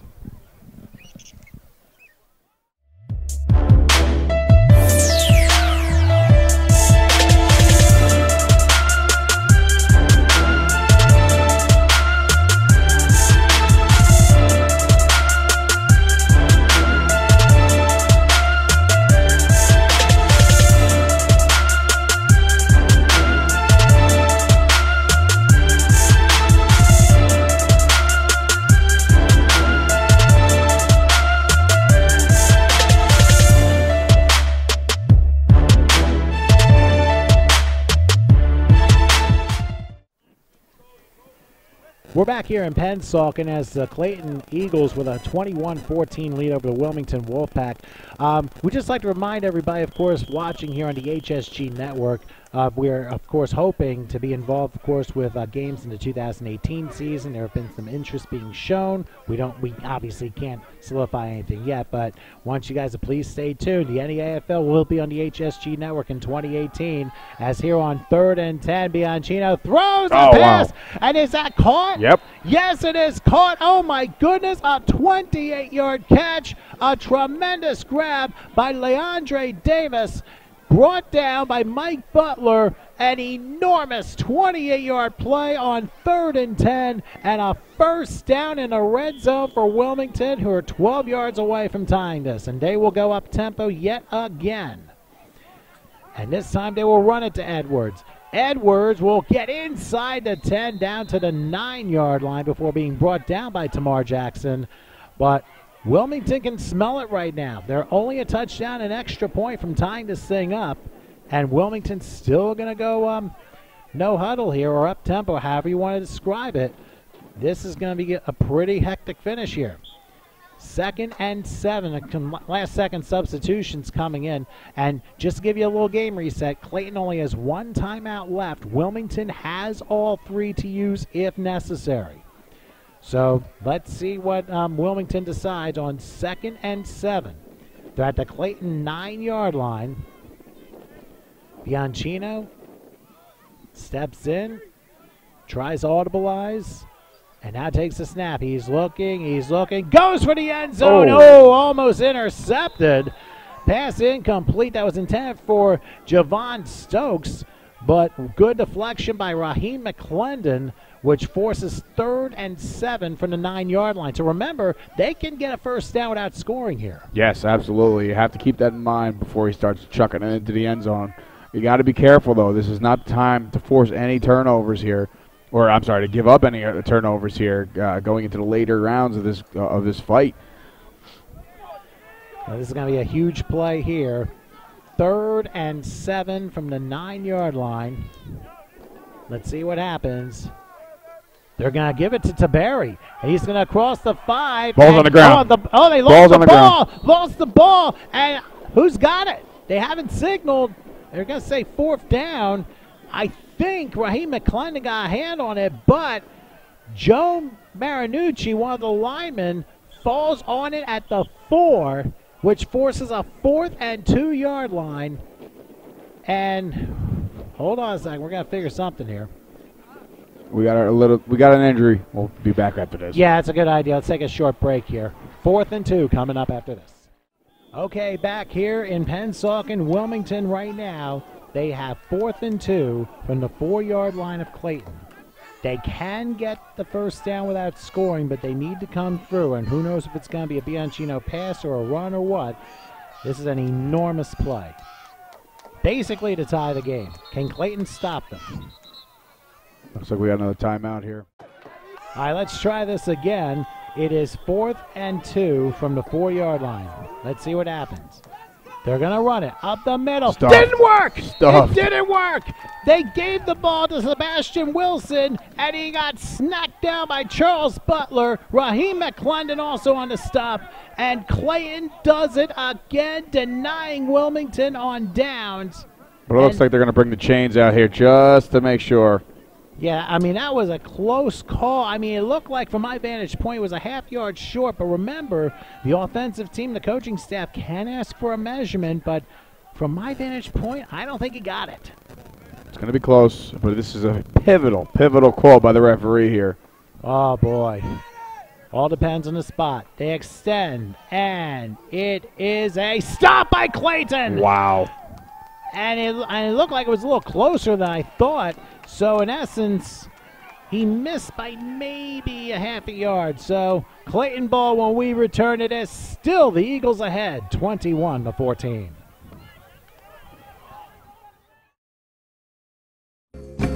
Hi, my name is Ryan Conga with the Wilmington Wolfpack. Are you tired of lackluster renovations? PHB Construction is where real home improvement comes to life. From technical drafting to private real estate, PHB has the expertise that covers all major areas, even from residential to commercial. PHB helps bring solutions custom tailored to their clients. Have you heard? PHB can make additions to virtually any structure. No job is too small nor too large to take on. Okay, we're back here in Pennsauken. Wilmington denied yet again as they fell about a foot short on downs as Clayton will have the ball right outside what looks to be their own 3-yard line. Right now, it's a matter of time management, more importantly, ball protection at this point in time. And we'll have to see what happens as Magic Mears is trying to lead the Clayton Eagles to a championship. 1st and 10. Ball spot outside the 3-yard line. And they got to get out of danger right here and now. Just one of those very rare sets. And, oh, the ball's out there. A bad exchange, it looks like. And Wilmington may have recovered. Not only recovered, I think. Are they in the end zone? No, I don't think they're in the end Oh, zone. The boy. ball might be down about the 2, maybe the 1. It was just a bad exchange. The intended handoff was Ty Still, and he just never came up with it. And falling on for Wilmington was Eddie Johnson. And Wilmington, believe it or not, a new lease on life. They're going to spot it inside the 1-yard line. 1st and goal. I can't believe you were just talking about protecting the ball at this time. And, what are the odds that this happens right here and now? Oh, my God. I mean, now Wilmington is in perfect position to just punch it in there and get right back in this championship game. It's time for me to buy my Twilight Zone DVD set after that one. I don't think anyone saw that one coming.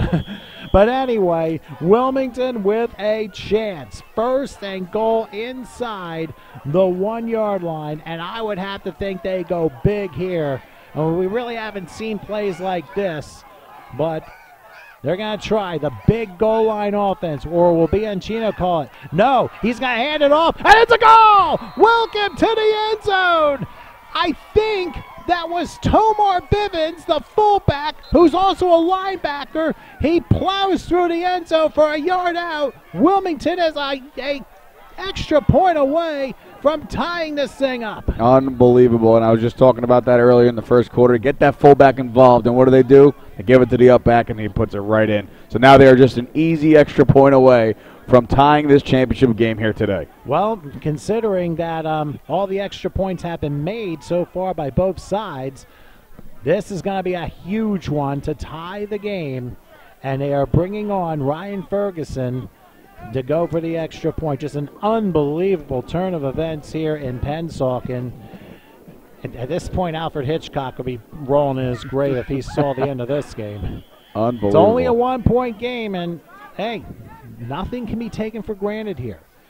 For Wilmington, they just got the break of their lives here. Now, here we go. It'll be Ferguson to try the extra point. Let's see what happens here. You take the snap, kick on its way, and... Oh, my God. I don't think it's... He missed it! He did what? Missed it! No good! The near side official waved his arms and said no good! Oh, my... He must have hooked wide to the left! I think I may have to take an aspirin after we take this break. Clayton leads by 1, 21-20.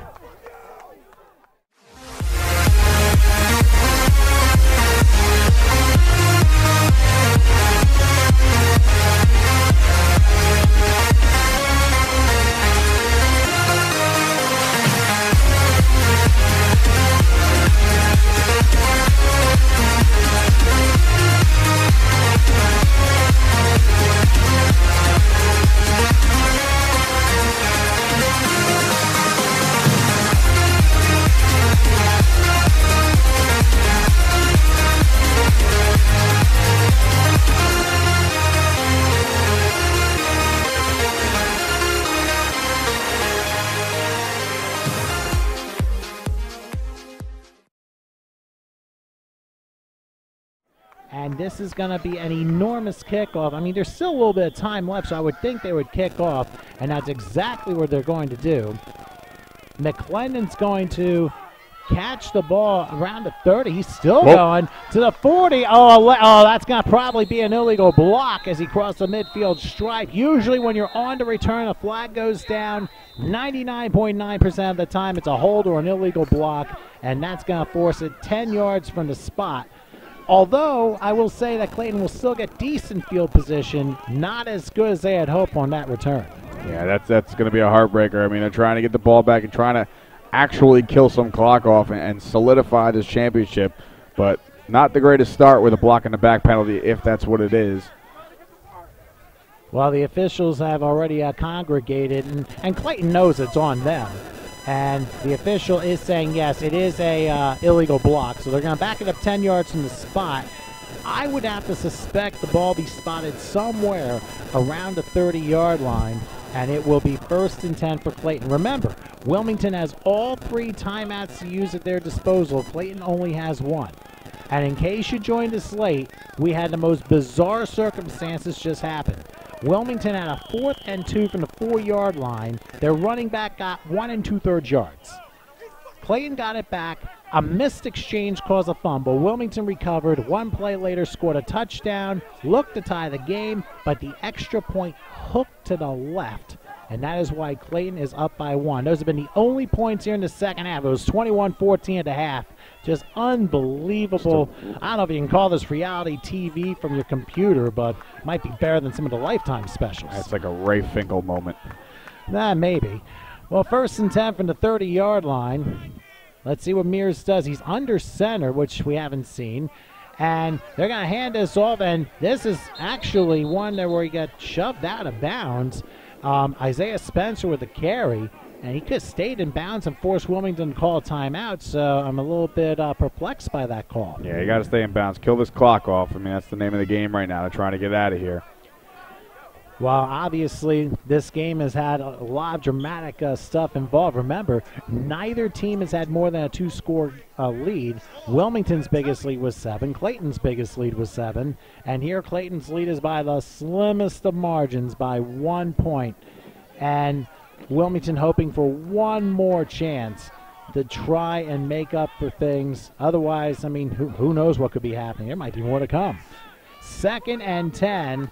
From the 30-yard line. Oh, left side move. The left side move, and that's a false start. Not exactly what the Eagles wanted as they back it up another 5 yards. Unbelievable. I mean, Wilmington just won't go away, and they're not even doing anything to do it, to help their own cause.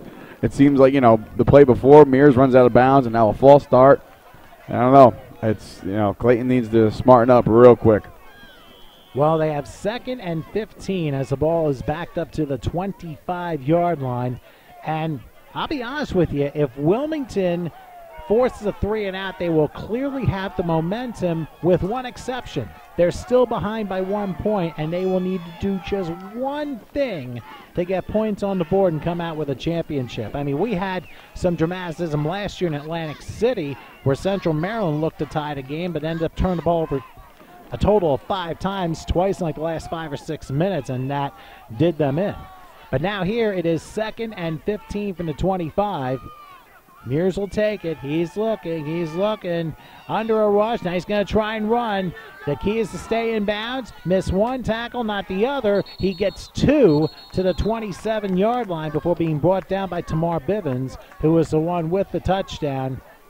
And a little bit of help, too, by Kwame Jones, who helped down the tackle. Still a gain of 2, but the more important thing is that the clock continues to run unless a timeout is called. And I don't think Wilmington's called one yet.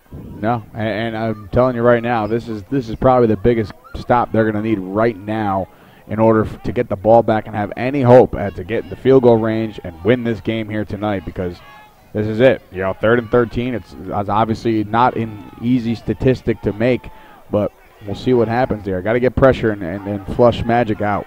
A major play here. 3rd and 8.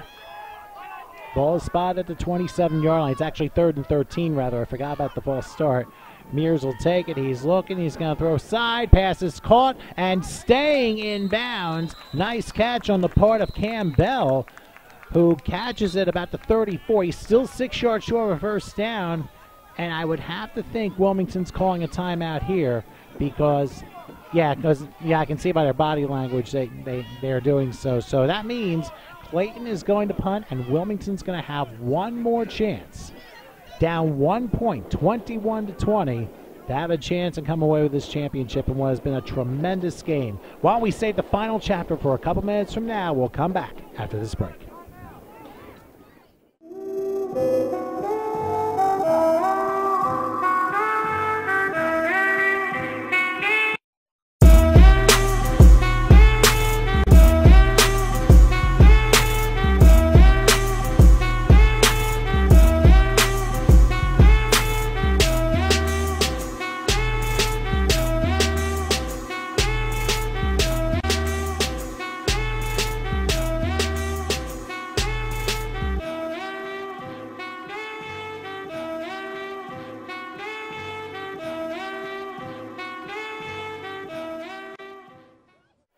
Okay, here we go. Basically the final, I'd probably say last 2 minutes of the game, maybe even less than that.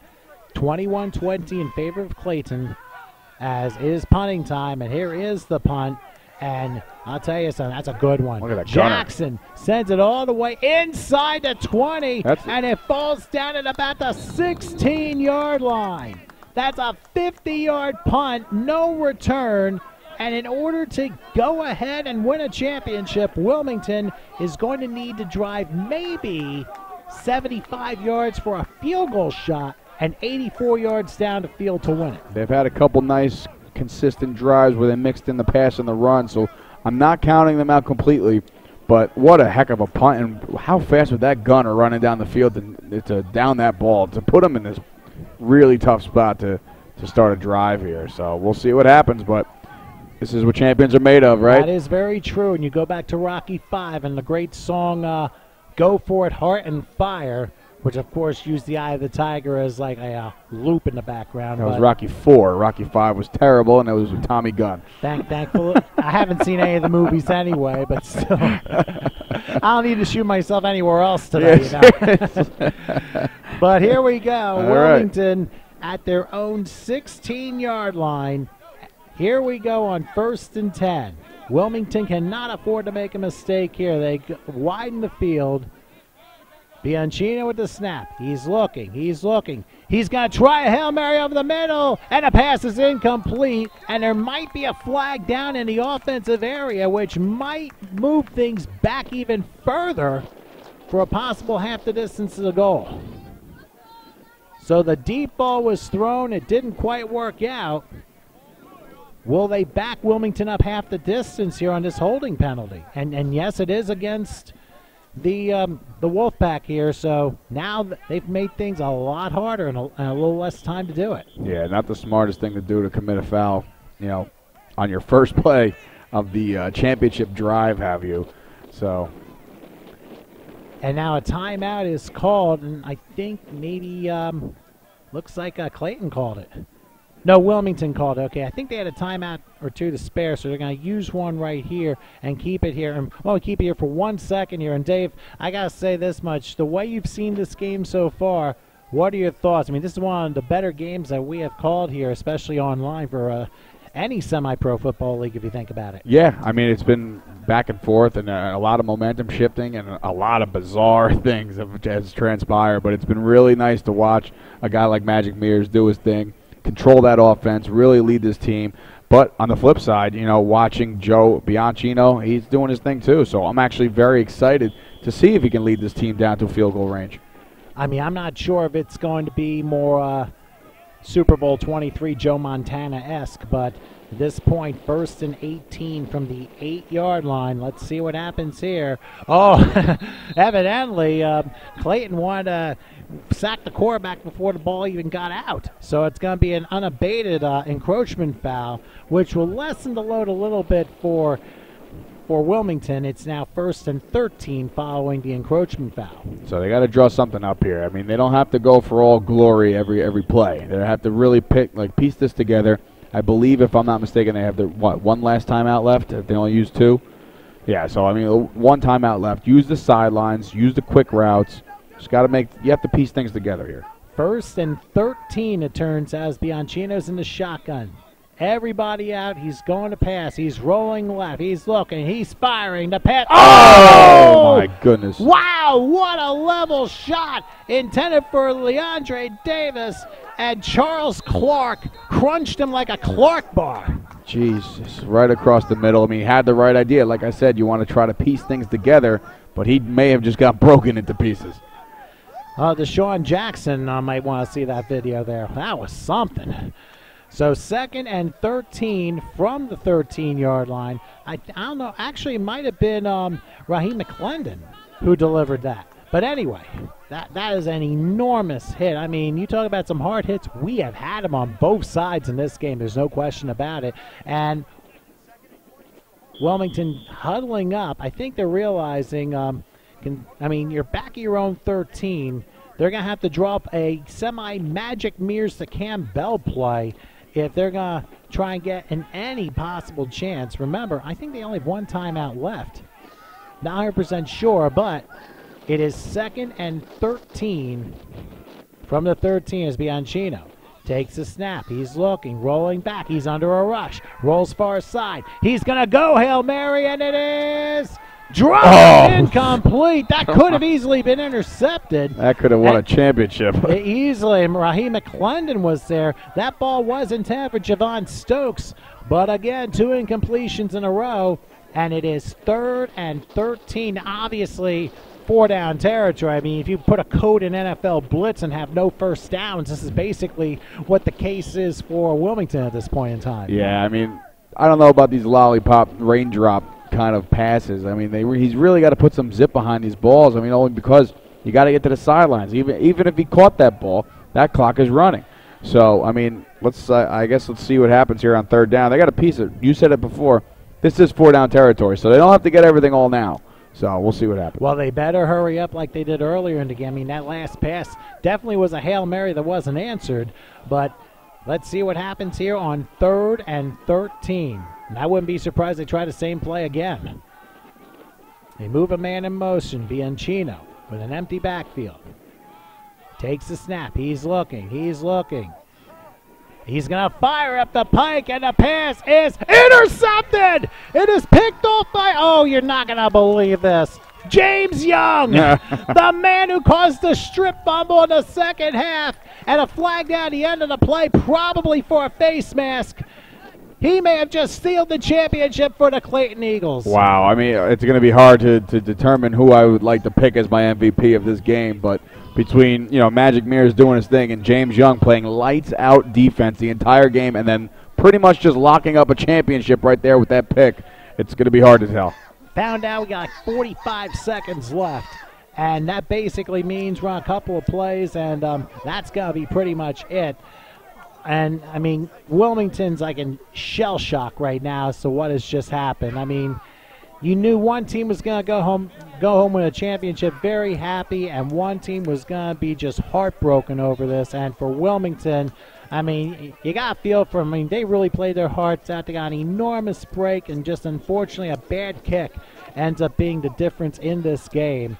But how about, and you're absolutely right, it's either going to be Magic Mirrors or James Young, and we're not going to go Harvey Martin, Randy White here for Super Bowl 12, but I will say this much. I mean, you could pick either or and be satisfied with the most valuable player selection. Oddly enough, they spot the ball in midfield, but anyway, it's still going to be. It's basically they marked it off 5. I'm not going to argue at this point in time what goes on, but let's see. I would have to think Magic's going to kneel down. Well, he's in the shotgun here. I don't know why he's in a shotgun. Gotta be careful. I mean, if he loses the football, he's going to run back. I don't know. He better hang on to the ball, and he's tripped up at the 32-yard line, ends up losing 18 yards before being tackled by Jose Matos. And the coaches, wow. I mean, I'd be confused myself as to what goes on, Dave. Yeah, no, I was a little confusing, but you know what? just trying to kill some clock and then trying to run around a little bit. And I'm sure, you know, Magic has the wherewithal to know where his guys are. So we're counting down the last couple seconds here, folks, and it's close. It's gonna be a championship. Probably here. have time for one more play, and Wilmington, you can tell by their body language, they sense defeat. I mean, they gave everything they had. Both teams gave everything they had. I mean, if anyone wants to watch across America a tape of this game, I mean, we were in for a great one. Now, I think under orders of the coaches, they said to Magic Mirrors, don't do it again. And they're going to line up in championship formation here. I mean, you could call it victory formation for a regular season game, but this is championship formation. There is the kneel down. We're waiting for the officials to make the signal here, and they may run one more play. Remember, the officials keep the time on the field, but the congratulations are going out already. The guys are starting to get real excited. Well, they realize that they got away with one. You can only imagine what the tone would have been if the extra point was good on that last touchdown by Wilmington. Because, I mean, regardless of what happens, it's a game to remember. Heads up on the sideline. Yeah, exactly. There it is. As the head coach for Clayton, I mean, Miguel just got absolutely deluged by ice water, which I think we could use some after announcing a hot game like this. Clock running down. Wilmington cannot stop it. And we're waiting for the... we got another one. Yep. Now the head coach got it, Brian Harris. And the officials have decided that is it. And for us, that is it too. What a memorable game here. The 2017 NEAFL title as the Clayton Eagles win over the Wilmington Wolfpack 21-20. We'll get you the post-game stuff in a moment. You guys fought hard. You guys came in and nobody believed in you. You guys heard everything. The road that got here was not easy. I'm proud of the road you took. I'm proud of today, man. Today, this game didn't escalate because of you guys. You guys held down the fort for everyone here in this league and represented the league, and that's why you're leaving with this. Baby, let's go!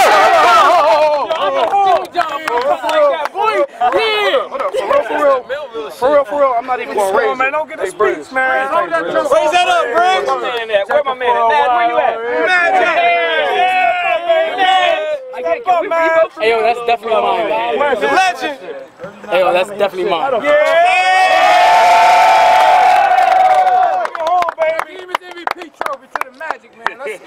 Yo, give it up! I had that long ass line, I better get that.